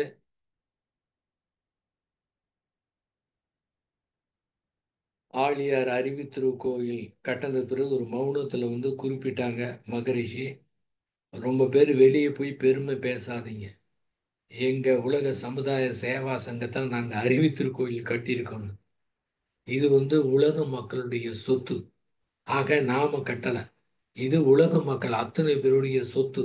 அத்துணை பேருமே அந்த அறிவை அறிந்த அறிவு அதை வந்து பெறணுங்கிற நோக்கத்துக்காக கட்டப்பட்டது அப்படின்னு சொன்னாங்க. அப்ப அந்த நிலையில நம்ம பார்க்கும்போது யார் யாரு இந்த உலகம் முழுவதும் எத்தனை மக்கள் இருந்தாலும் சரி, அத்துணை பேரும் ஒருங்கிணைக்கக்கூடியது இந்த வெறுமை பெற்ற தனி மனிதன். எத்தனை பேர் வெறுமை பெற்றிருந்தார்களோ அவங்களுடைய பொறுப்பு, அவருடைய கடமை. யாரு எப்படி இருந்தாலும் சரி, எந்த மாதிரி ஆளா இருந்தாலும் சரி, சமுதாயத்தில் இருக்கவங்களை அவங்களை அப்படியே ஏற்றுக்கொள்ளக்கூடிய தன்மை அந்த வெறுமை படைத்த நமக்கு இருக்கின்றது. யாரையுமே குறை சொல்ல தேவையில்லை. அவர்களை அத்துணை பேரும் அரவணைக்கக்கூடிய தன்மை இருக்கின்றது. இந்த பெரிதளவில் பண்ணணுங்க. தனியாக தனியாக இதெல்லாம் எப்படி அப்படிங்கலாம் சிந்தனை பண்ணாம அந்த விரிந்து அகன்று இந்த பிரபஞ்சம் அளவு விரிந்த அளவிலே இந்த பூமிங்கிற உருண்ட அத்துணையுமே அப்படியே வந்து சேர நினைத்து பார்த்தா அத்துணை கோடானு கோடி மக்களையும் நினைத்து பார்த்து அந்த ஒருங்கிணைக்கக்கூடிய அந்த உணர்வு, மக்களுக்கு கொண்டு செல்ல வேண்டும் அப்படிங்கிற உணர்வு, அந்த உலக அமைதிக்கு வந்து பாடுபடணும் அப்படிங்கிற அந்த உணர்வு, அந்த உணர்வு தான் நம்ம வந்து அது பெறணும். அதை அதிகப்படுத்திக்கணும். அதெல்லாம் எந்த விதமான முயற்சியும் செய்யவே தேவையில்லை. அந்த ஒரே ஒரு எண்ணம் இருந்தால் போதுமானது. அது வந்து ஒரு பொறியாக வந்தா கூட போதுமா, அது பெரிதாயிரும். நமக்கு வேலையே கிடையாது. அந்த உணர்வு மட்டும் இருந்தால் போதுமானது. தானாவே எங்க போணும், எப்படி போணும், எந்த மாரி அமைப்பு வரணும், எப்படியெல்லாம் செய்யணும் அப்படிங்கிறதெல்லாம் அதெல்லாம் அது அது இயற்கை வந்து கொண்டுதலுங்க. நமக்கு இங்க வேலையே கிடையாதுங்க. அது நம்ம கருவிதான். அது அந்த மாதிரி அற்புதமாக, அழகாக கொண்டு போகுங்க. அதனால அந்த உணர்வு வேண்டும். தொண்ட பொறுத்தவரை வேற யாருக்கு சான்ஸ் குடுக்காம நாம தான் செய்யணும். அப்படிங்கிற அந்த உணர்வோடு இருந்தோம் என்றால், ஆற்றல், திறமை எல்லாமே வந்து பெருகும். நிறைவாக அந்த போர் இல்லாத நல்லுலகம், மகரிஷி அவங்க இருக்கும்போது நிறைவான காலகட்டத்தில அடிக்கடி இத சொல்லிக்கிட்டே இருப்பாங்க. போர் தேவையா? போர் தேவையான்னு கேட்பாங்க. சிந்தனை செய்து பார்க்கணும். இந்த வெறுமை படைத்தவர்கள் இதிலே இப்போது வெறுமை நிலையிலே இருப்பவர்கள், எதிர்காலத்துல வெறுமை நிலைக்கு வருபவர்கள் அவர்கள். ஏன்னா இது வந்து தன்னை அறியாம வருங்க. நம்ம நினைக்க கூட தேவையில்லை. இருந்தாலும் அது தன்னை அறியாம வரும். இப்போ உலகத்தில் நடக்கக்கூடிய போரை பார்க்கும்போது அந்த மாதிரி வருங்க. போர் தேவையா? போர் தேவையில்லை. போர் யாருக்கு தேவை? யாரு இராணுவ தளவாடங்கள் விற்கிறார்களோ அவர்களுக்கு தான் தேவை. வே- உற்பத்தி செய்கிற ஆணவ தளவாடங்களை மற்றவங்களுக்கு வந்து கொடுக்கணும், விற்கணும். விற்பனை ஆகும்னா எப்பவுமே உலகத்தில் டென்ஷன் இருக்கணும். இந்த இஸ்ரேல், இது ரஷ்யா, உக்ரைன், இந்த ரெண்டு பேர்த்துடைய நாட்டுடைய தலைவர் இப்படியே ஆரம்பிச்சிட்டாங்க. கிட்டத்தட்ட 1000 நாட்களுக்கு மேல போயிடுச்சு, இன்னும் நடந்து கொண்டிருக்கின்றது. நிஜமா அவங்க ரெண்டு பேரும் ஏன்டா ஆரம்பிச்சோன்னு நினைச்சிருப்பாங்க. சமாதானம் போயிருப்பான்னு நினைச்சிருப்பாங்க. ஆனா அவங்க ரெண்டு பேரும் இப்போ கூட மனதில் நினைச்சிட்டு இருக்கிறாங்க. ஆகா, நம்ம நாட்டு மக்களுக்கு எத்தனை பேர் துன்பப்படுறாங்க, எவ்வளவு பேர் கஷ்டப்படுறாங்க. நம்ம ஆட்சிக்கு வந்து நம்முடைய மக்களை காப்பாற்றுவதற்கான இப்போது இரண்டு நாட்டு மக்களும் ராணுவ வீரர்களும் பொதுமக்களும் கிட்டத்தட்ட 1000 நாட்கள்ல 10 லட்சம் பேர் இறந்துருக்கு. என்ன கொடுமை! நிஜமா அவங்க ரெண்டு பேரும் கஷ்டப்பட்டு கொண்டிருப்பார்கள். ஆனா மற்ற நாடுகள் தான் அவங்களை விடுவது கிடையாது. அந்த ராணுவ தளவாடத்தை விற்க வேண்டிய என்பதற்காக. எப்படி பாருங்க, ரெண்டு பேரும் சமாதானம் போனா விட மாட்டாங்க. அப்படி இருக்கு நிலைமை. ம். அவங்க இஸ்ரேல்ல சாதாரணம் ஆரம்பிச்சது அது எவ்வளவு பெரிய பாதிப்பை ஏற்படுத்தியிருக்கின்றது. இப்போதான் நிறுத்த ஒப்பந்தம் வந்து போட்டிருக்கிறாங்க. இதை விட்டோம்னா உலக போர் ஏற்படுவது கூட ஒரு வாய்ப்பு இருக்குது. அந்த மாதிரி ஒரு அச்சம். ஆனா இது ஏன்னா அது நடக்குதுன்னா அது வந்து இயற்கையில் அது நம்ம ஏன் எதுக்குன்னு கேட்க முடியாது. எத்தனை பேர் தன்னுடைய தனி மனிதனுடைய உள்ளத்திலே இந்த வன்முறையும் வெறுப்புணர்ச்சியும் இந்த வஞ்ச உணர்வுகளை வைத்துக் கொண்டிருக்கின்றார் என்றால் இது அத்தனையும் சேர்த்து தொகுப்பாக இயற்கை அது ஒரு விளை வரும் என்பதற்காக உலகத்துல என்ன வேணாலும் ஆக அவங்களுக்கு மட்டும் ஏன் அப்ப போர்ல பாத்தீங்கன்னா ரொம்ப பொதுமக்கள் தான் பாதிக்கப்படுறாங்க, பொதுமக்கள் இறக்குறாங்க. ஏன் அவங்களுக்கு மட்டும் என்ன பாவம் செஞ்சாங்க? அது ஏன் இது நம்ம கேட்க முடியாதுங்க. ஆனா இதனுடைய தொகுப்பு அந்த இடத்துல ஏற்பட்டு அது மாதிரி சிக்கலை ஏற்படுத்துதுங்க. அப்ப அந்த போர் இல்லாம இருக்குன்னா கூட இந்த தனி மனிதனுடைய அமைதியும் அந்த வெறுமையும் வெறுமனை நம்ம வந்து பேசிக்கொண்டு இருக்கோம். நிஜமா அதை வந்து ஃபீல் பண்ணணும். நீங்க நிஜமாவே அந்த இது இருந்தா அது அது நமக்கு அந்த இது கிடைச்சிருங்க. ஏன்னு கேட்டீங்கன்னா அதை அடையறதுக்குன்னு இருந்தால் தான் கஷ்டமானது. ஏற்கனவே இயல்பா இருக்குன்னா அது ரொம்ப ஈஸியானது. அந்த நிலையில வெறுமை நிலையில பார்த்தோம்னா நிச்சயமாக மாற்றத்தை நம்ம வந்து கொண்டு வர முடியும். தயவு செய்து புரிந்து கொள்ளுங்கள். இது வந்து மேடை பேச்சு கிடையாது. தயவு செய்து கைகூப்பி வணங்கி நான் கேட்டுக்கொள்கின்றேன். இது மேடை பேச்சு கிடையாது. அந்த தனி மனிதன் அமைதிங்கிறது அவங்களுக்கு எவ்வளவு பெரிய பெரிய மாபெரும் ஒரு மாற்றத்தை ஏற்படுத்தும் அப்படின்னு வேதாத்திரி மகிழ்ச்சியை வாழ்க்கை வைத்து நாம வந்து தெரிந்து கொள்ளலாம். அது மாதிரி எல்லாத்துக்கும் முடியுமானா முடியுங்க. நிச்சயமாக அது முடியும். நாம வந்து என்ன மாதிரி வந்து அது நினைக்கிறோமோ அதை பொறுத்து தான் இருக்கின்றதுங்க.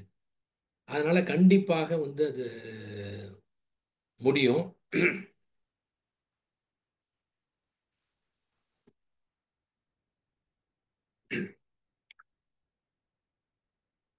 அடுத்ததாக இந்த போதை இல்லாத தமிழும் இளைஞர்கள் தங்களை அறியாமலே அங்க போயிட்டு அவங்க ஒரு முடிவு எடுத்தா கூட வர முடியாத சூழ்நிலை இருக்கிறாங்க.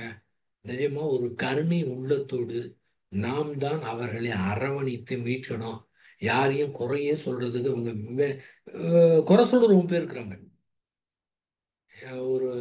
இப்போ டிவியை திறந்தீங்கன்னா விவாத மேடுன்னு ஆளாளுக்கு பேசிட்டு இருப்பாங்க, வெட்டி பேச்சு பேசிட்டு.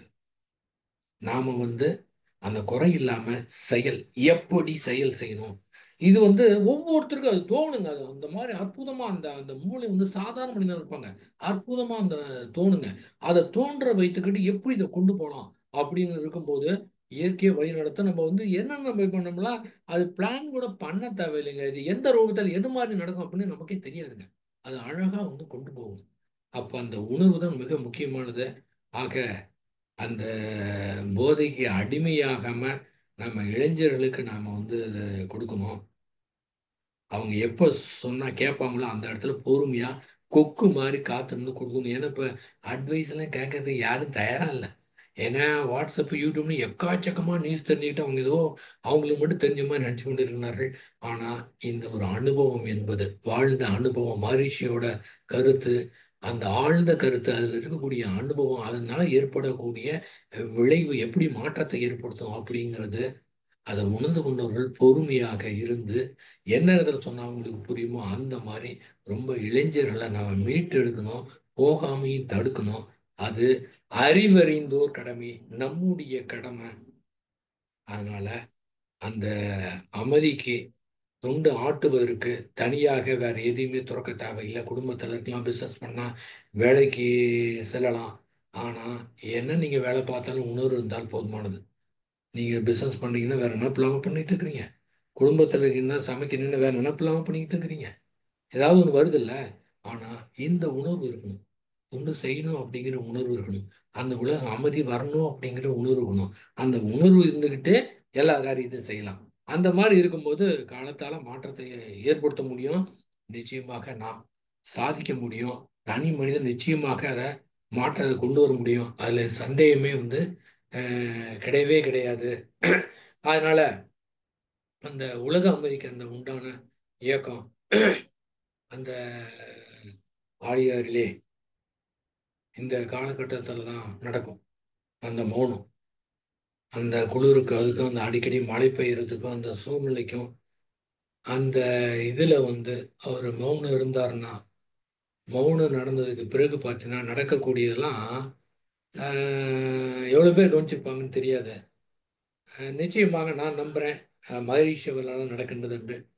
அந்த மௌன காலகட்டத்தில் ஒரு முறை அமெரிக்காவும் ரஷ்யாவும் ஒரு நடுக்கப்பலில் வந்து ஒரு ஒப்பந்தம் போட்டாங்க. என்னன்னா தன்னிடம் இருக்கக்கூடிய அணு ஆயுதங்களை இத்தனை சதவீதம் குறைச்சிக்கிறதா அப்படின்னு வந்து நடந்தது. அது மௌனத்தின் காரணமாக. ஏன்னா அவர் வந்து சைலண்ட்டுங்க. யாருமே வெளியில சொல்லிக்க மாட்டாரு, பெருமையா சொல்லிக்க மாட்டாரு, தன்னை வெளிப்படுத்தி விட மாட்டாரு. இதெல்லாம் மௌனம் இருந்து கண்டுபிடிக்கணும் பொழுது அவங்க கண்டுபிடிக்க முடியும். அப்போ வந்து அதை கிண்டல் பண்ணாரு. இப்ப 1983 எடுத்த சென்சஸ் என்ன தெரியுங்களா? உலகத்துல இப்ப பூமியில இருக்கக்கூடிய எப்ப 83 எடுத்த சென்சஸ் பூமியை வெடிக்க வைக்கிறதுக்கு 100 முறை வெடிக்க வைக்கக்கூடிய அளவுக்கு அணுகுண்டு கையிருப்பு இருக்கான். இப்ப என்ன ஆகுது பாருங்க. 83க்கு இப்ப என்ன எவ்வளவு ஆச்சு? இப்ப வந்து எவ்வளவு டெக்னிக்கல் பாத்தீங்கன்னா இஸ்ரேல் வந்து அந்த இன்னொரு இந்த லெபனான்ல இருக்கிறவங்களுக்கு வந்து இந்த பேஜரை பயன்படுத்தி வெடிக்க வச்சாங்க. யார் யார் பேஜர் வச்சிருக்காங்க, ஏன்னா செல்போன் இருந்தால் அவங்க கண்டுபிடிச்சிருவாங்கன்ட்டு அவங்க வந்து பேஜர் யூஸ் பண்ணாங்க. அந்த பேஜரை வெடிக்க வச்சாங்க. இப்போ 88 89லயே ஒரு மௌன நிறைவுல சொன்னார் மகரிஷி. அந்த மௌன நிறைவுல இந்த போர் இல்லாத நல்லுறவுக்கு தான் பேசிட்டு இருப்பாரு. அப்போ என்ன சொன்னாரு, இந்த மாதிரி நீ கையிருப்பு வச்சதுன்னா எதிரி நாட்டுக்காரன் உன்னுடைய அணு ஆயுத கிடங்கிலேயே போய் அதை வெடிக்க வைக்கிறவங்க அவன் டெக்னிக் கண்டுபிடிச்சிருவான். அது எப்ப 88 89 சொல்லிட்டாருங்க. இப்போ அமெரிக்கா வந்து இஸ்ரேல் சொல்றான், நீ ஈராக்ல படையெடுத்தா அணு ஆயுத கிடங்கோ நீ போர் அந்த என்ன இதெல்லாம் நீ வந்து அதில் போரிடக்கூடாது. அது மட்டும் இல்லை, ஒரு உலகத்தில் ஒப்பந்தமே அது இருக்கு. அதுக்கு இஸ்ரேல சொல்றாங்க, நான் உனக்கு யோசனை கேட்டேன் ஆனால் முடிவு நான் தான் எடுப்பேன் அப்படின்னு சொல்றாங்க. பாருங்க, அப்பயும் சொல்லிட்டேன்.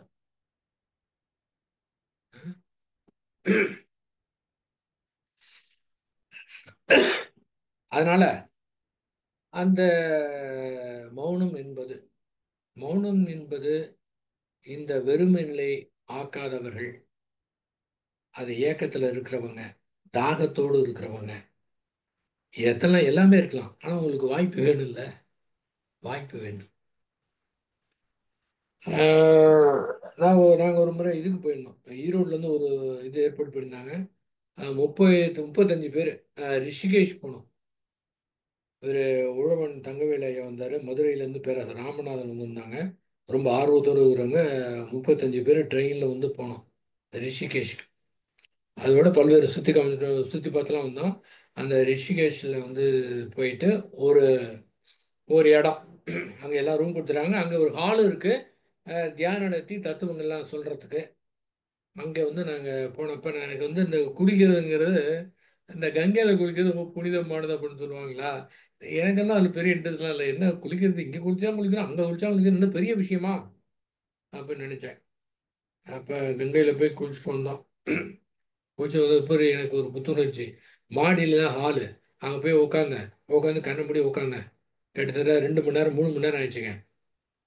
நம்ம கூட 30 பேர் வந்தாங்கல்ல எல்லாருமே. நான் உட்காந்துருக்க பார்த்துட்டு அந்த ஹாலில் மீட்டிங் நடத்தாமல் கீழே வந்து அவங்க வந்து மீட்டிங் நடத்த ஆரம்பிச்சிட்டாங்க. நான் 3 மணி நேரம் கழிச்சு இறங்கி வந்தேன். அப்போ நினச்சேன் நான், சும்மா கங்கையில் இருந்தால் பெரிய விஷயமா, எல்லாமே தண்ணி தான் நினச்சேன். ஆனால் அங்கே குளிச்சதுக்கு பிறகு தான் அது என்ன மாதிரிங்கிறத, அது எல்லாருக்கும் ஏற்படும் தெரியுது. எனக்கு ஏற்படும் நான் சொல்கிறேன். அது மாதிரி ஒரு அற்புதமான ஒரு அனுபவம் கிடைச்சது. அப்போ வந்து ஒரு உழவன் ஐயா கிட்ட போய் நான் சொன்னேன். இப்போ இது 2009 ஏப்ரல் மேலே நடந்ததுங்க. உழவன் கிட்ட போய் சொல்லி இப்போ நான் உங்களுக்கு சொல்கிறேங்க.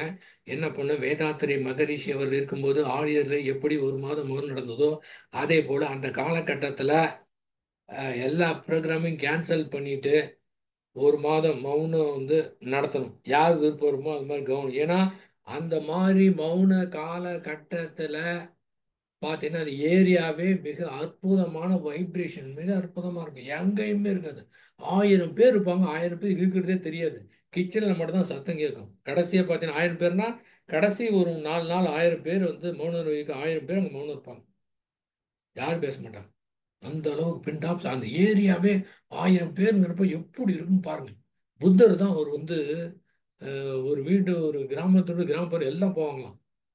அவங்க கூடயே அங்கே வந்து அப்படியே எல்லாரும் ஓப்பன்லேயே படுத்திருப்பாங்களாம். ஆயிரக்கணக்கான பேர் அவரோட ஞானம் பெற்றவங்க. எப்போ 2000 வருடத்துக்கு முன்னாலேயே அத்தனை பேர் அவருடைய பவர். அந்த மாதிரி அந்த ஆழியெல்லாம் அந்த மாதிரி மௌனம் அற்புதமாக வந்து இருக்கு. அவர்கிட்ட சொன்னேன்.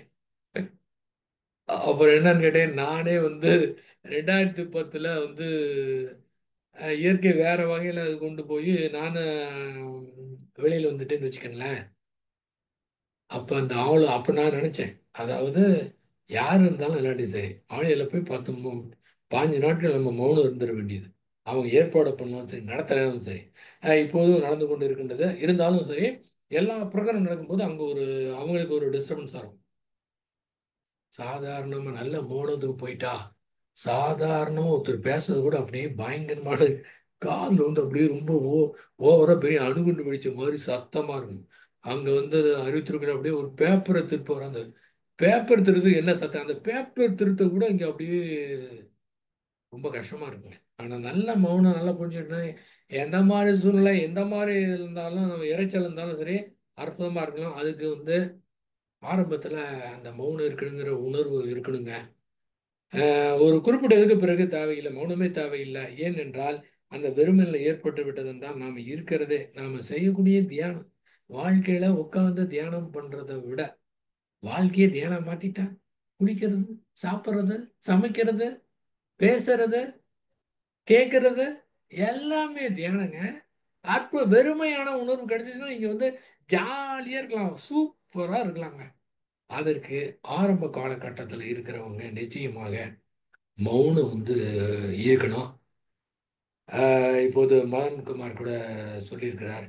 யாருக்கு வாய்ப்பு இருக்கின்றதோ, யாருக்கு நேரம் இருக்கின்றதோ, யாருக்கு வினைப்பதிவு விடுதோ அவங்க எத்தனை நாள் வேணாலும் மௌனம் இருக்கலாம். ஏனென்றால் மௌனத்தில் மட்டும்தான் நம்மை நாம் புரிந்து கொள்ள முடியும். நம்ம கிட்ட என்ன இருக்குன்னு தெரிந்து கொள்ள முடியும். அது பேங்காக இருக்கு பார்த்தீங்கன்னா ஆனுவல் க்ளோஸ்ன்னு வச்சுருக்குறாங்க. கடையாக இருக்கட்டும் எல்லாம் இருக்கட்டும் அந்த வருடத்தில் என்ன நடந்ததுக்கு தான் வந்து இன்கம் டேக்ஸ் ரிட்டர்னை ஃபைல் பண்ணுறாங்க. அந்த வருடத்தில் என்ன நடந்தது, லாபமா நஷ்டமா அப்படின்னு எல்லாமே இருக்கின்றது. ஆனால் தனி மனிதன் இருக்கிறானே, எல்லாத்துலேயும் கணக்கு பார்க்குறானே, இந்த தனி மனிதன் நாம இத்தனை நாள் ஆண்டுகள் வாழ்ந்திருக்கிறோமே, நம்முடைய லாப நஷ்ட கணக்கு அப்படின்னு தன்னுடைய கணக்கை எங்கேயாவது எந்தாவது எடுத்து பார்க்கறானா என்று கிடையாது. இந்த மௌனத்திலே அதை எடுத்து பார்ப்பதற்கு ஒரு வாய்ப்பு இருக்கு. ஏன்னா சும்மா இருக்கணும். இப்போ இந்த மௌனத்தில் எந்த மாதிரி நடக்க போகுதுன்னு தெரியாது. நீங்கள் கொடுக்கக்கூடிய இன்ஸ்ட்ரக்ஷனை ஃபாலோ பண்ணுங்க. ஃபாலோ பண்ணி அதன் பிறகு என்னை பொறுத்தவரை நான் வந்து சொல்கிறேன். நீங்கள் வந்து எல்லாத்தையும் கேட்டுங்க. என்னுடையதை நான் சொல்கிறேன். இது வந்து யார் எடுத்துக்கோங்க எடுத்துக்கோங்க. ஏன்னா எல்லாரும் எடுத்துக்க மாட்டாங்க. இப்போ இந்த மாதிரி மௌனம் நடக்கும்போது தெரியல. அங்கே என்ன கொடுக்குறாங்களோ இன்ஸ்ட்ரக்ஷனை ஃபாலோ பண்ணுங்க. ஆனால் என்னுடையது நான் வந்து ஃபாலோ பண்ண நான் சொல்கிறேன். யாருக்கு அது இருக்கோ அவங்க எடுத்துக்கங்க. என்னன்னு கேட்டிங்கன்னா, என்னை பொறுத்தவரை மௌனத்தில் ஏற்கனவே நல்ல தியானம் செய்திருக்கணும். அற்புதமா தியானம் செய்திருக்கணுங்க. ஜாலியா தியானம் பண்ணும். போராடாம எங்கேயுமே அந்த கஷ்டமே இல்லாம அப்படியே இந்த மனதை ஆறு போல ஓட விட்டு அதை புரிஞ்சுக்கிட்டோம்னு வச்சுக்கோங்க. எந்த எண்ணங்கள் வந்தாலும் உங்களை தொந்தரவே பண்ணாதுங்க. அந்த மாதிரி ஃப்ரீயா உங்களை பாதிக்க தியானம் எத்தனை எண்ணம் வரட்டுங்க, தியானம் பாதிக்காது. அந்த மாதிரி ஜாலியா தியானம் பண்ணியிருக்கணும். முன்னாலேயும் தியானம் பண்ணியிருக்கணும். முன்னாலேயும் தச்சோன்னா முன்னாலே பண்ணியிருக்கணும். ஆக்சுவலா மௌனங்கிறது அந்த மாதத்துல ஒரு நாள் இருந்து எல்லாம் செய்துட்டு இந்த ஒரு மாதம் இருக்கும்போது எப்படி இருக்குன்னா அங்க ஒண்ணுமே பண்ணக்கூடாது. கம்முன்னு இருக்கும். சும்மா இருக்கும். தியானம் கூட செய்ய தேவையில்லை. தட்சணம் கூட செய்ய தேவையில்லை. ஆனா இது எல்லாருக்கும் கிடையாது. அந்த ஒரு குறிப்பிட்டது கடவுளுக்கு பிறகுதான். ஆனா நீங்க இன்ஸ்ட்ரக்ஷனை ஃபாலோ பண்ணுங்க. இந்த நீண்ட நாள் இருக்கிறவங்க இதை பண்ணலாம். ஏன்னா அங்க ஏற்கனவே அவங்க தியானம் பண்ணியிருக்கணும், தட்சணம் செய்திருக்கணும். இப்போது ஒண்ணுமே செய்ய வேணாம். அப்படியே இருக்கணும். அப்படியே இருந்துன்னு வச்சுக்கோங்களேன். அந்த ஆறு போல் ஓடுறது அழகா அந்த வெறுமையான மனது. நான் வந்து இது 88லயே அனுபவிச்சிருக்கிறேங்க. 88, 89 நான் அனுபவிச்ச ஒண்ணுமே செய்ய மாட்டேன். அப்படியே இருப்பேன். இந்த புரிதல் ஏற்றப்படுவது எனக்கு என்ன மனநிலை ஏற்பட்டதோ அந்த மனநிலை முன்னாலே நான் அனுபவிச்சிருக்கேன். ஆனா மௌனம் முடிச்சு வந்ததுக்கு திரும்ப தேட ஆரம்பிச்சிட்டேன். அந்த தேடுறது நிறுத்தி அதுதான் நிறைவு என்று பார்த்தோம் என்றால், இப்போது அவர்கள் மதன்குமார் ஏற்பாடு செய்திருக்கிற அந்த மௌனத்துல அவங்க கொடுக்குற இன்ஸ்ட்ரக்ஷனை ஃபாலோ பண்ணுங்க.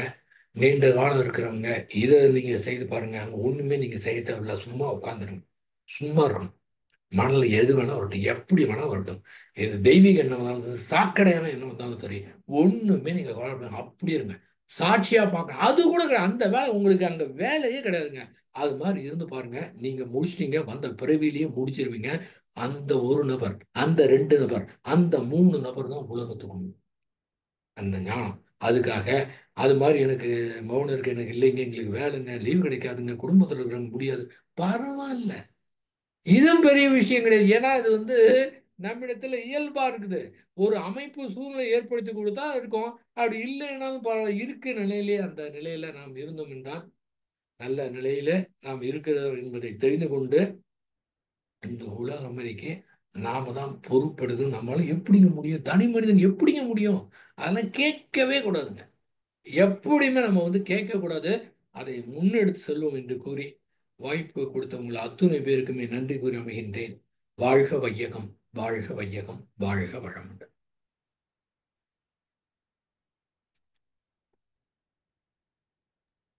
வாழ்க வளமுடன். வாழ்க வளமுடன் ஐயா. மிக்க மகிழ்ச்சி. வாழ்க வளமுடன். ரொம்ப ரொம்ப நன்றி. ரொம்ப ஒரு அற்புதமான ஒரு உணர்வுபூர்வமான உரை. உண்மையாலுமே மகரிஷி அவர்களுடைய ஏக்கம் எல்லாருக்கும் அது தொற்றி இருக்கும்னு நினைக்கிறேன் நான். சில நேரத்தில் நீங்க பேசுறது ஏதோ ஐநா சபையில உரை ஆற்றி கொண்டிருப்பது போல எனக்கு ஒரு ஒரு திங்கிங். ஏன்னா ஒரு ஒரு மகானுக்கு பின்னாடி வந்தவங்க, நாம் இன்னைக்கு உலக நாடுகள்ல நடக்கக்கூடிய செயல்பாடுகள், அதற்கான ஒரு ஒரு தீர்வுக்கான ஒரு செயலை செய்யறோம் அப்படிங்கிறத நம்ம நினைக்கிறப்பவே உண்மையாலுமே மகரிஷி அவங்க நம்மளை எவ்வளவு உயர்த்தி இருக்கிறாங்க. நீங்க எவ்வளவு ஆழமா ஒவ்வொரு முறையும் அதைய சொல்லும்போது எவ்வளவு ஆழமா அதுல நீங்க உணர்வா சொல்றீங்கங்கிறது எங்களால புரிந்து கொள்ள முடியுது. நிச்சயமா மகரிஷி அவர்கள் உங்களை போன்ற பேராசிரியர் மூலமாக செய்திகளை எல்லோருக்கும் வழங்கி கொண்டே இருக்கிறார்கள். அதுதான் உண்மை. அந்த விதத்துல நாம இந்த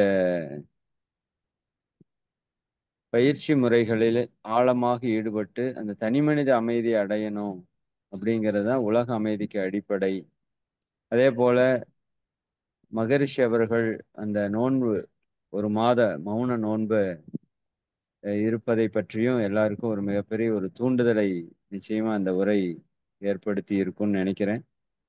ஆஹ் ரொம்ப ரொம்ப நன்றிங்கய்யா. அப்போ அன்பர்களே, இப்போ நம்ம வந்து செயல்பட வேண்டிய காலத்தில் இருக்கிறோம்.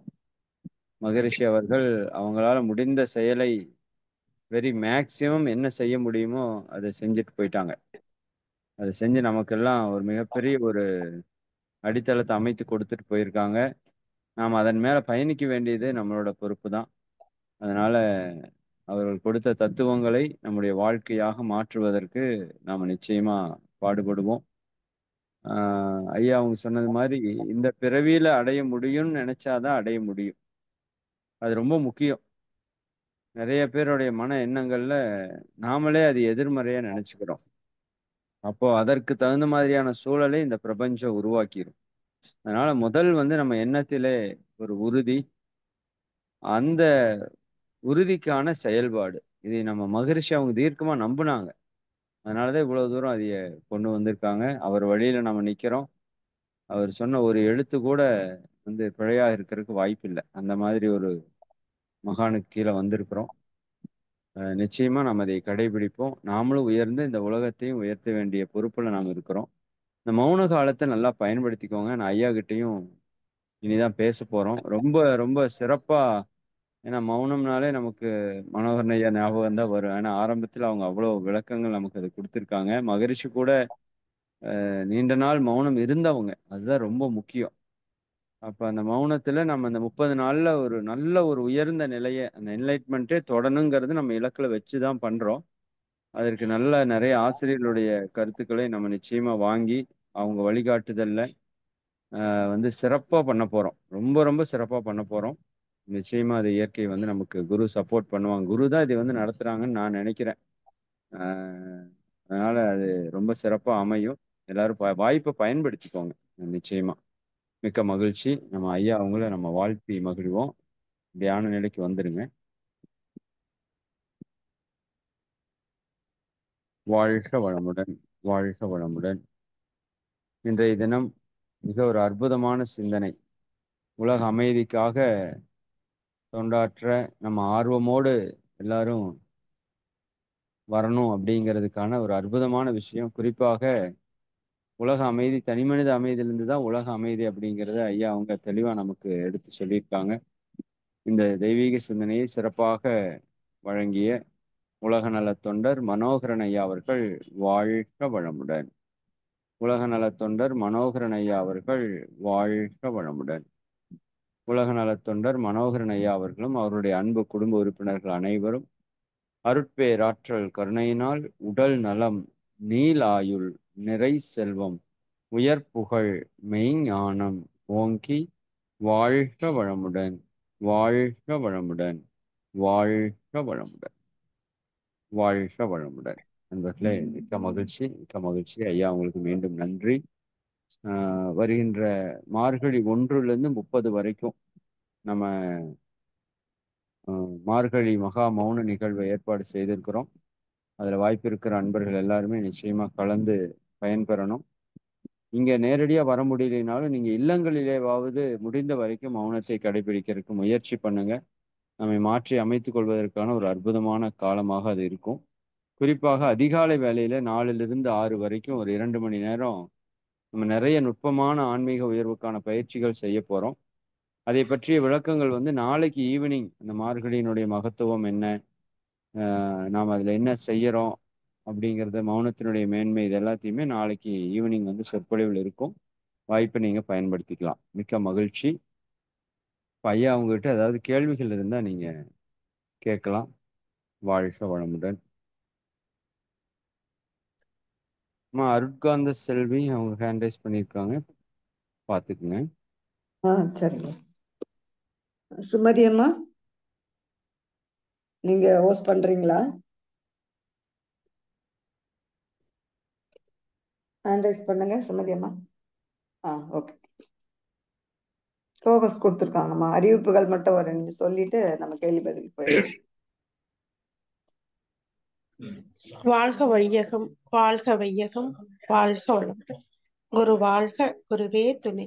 இதுகாரும் நமக்கு மிக சிறப்பாக அம்மா அறிவிப்புகள் சிந்தனை மட்டும் உரை ஐயா அவர்கள் வாழ்க கோயம்புத்தூர் வளமுடன். போயிடலாமா? ஓகேங்கம்மா. நேரம் வாழ்க அதிகரிச்சு. வளமுடன். நாளை காலை 4:15 மணியிலிருந்து 7 மணி வரைக்கும் நிகழ்ச்சிகள் சிறப்பாக நடைபெறுகின்ற உள்ளன. அடுத்த நிகழ்வு தற்சோதனை நிகழ்வு மதன் ஐயா அவர்கள் நடத்தி வருவார்கள். அதிலையும் கலந்து கொண்டு பயன்பெறுவோம் என்று கூறி கேள்வி பதில் நிகழ்ச்சியை தொடங்குவோம். வாழ்க வளமுடன். கேள்விகள் ஐயாவிடம் கேட்க உள்ள அன்பர்கள் ஹேண்ட் ரைஸ் பண்ணலாங்கம்மா. வாழ்க வளமுடன்.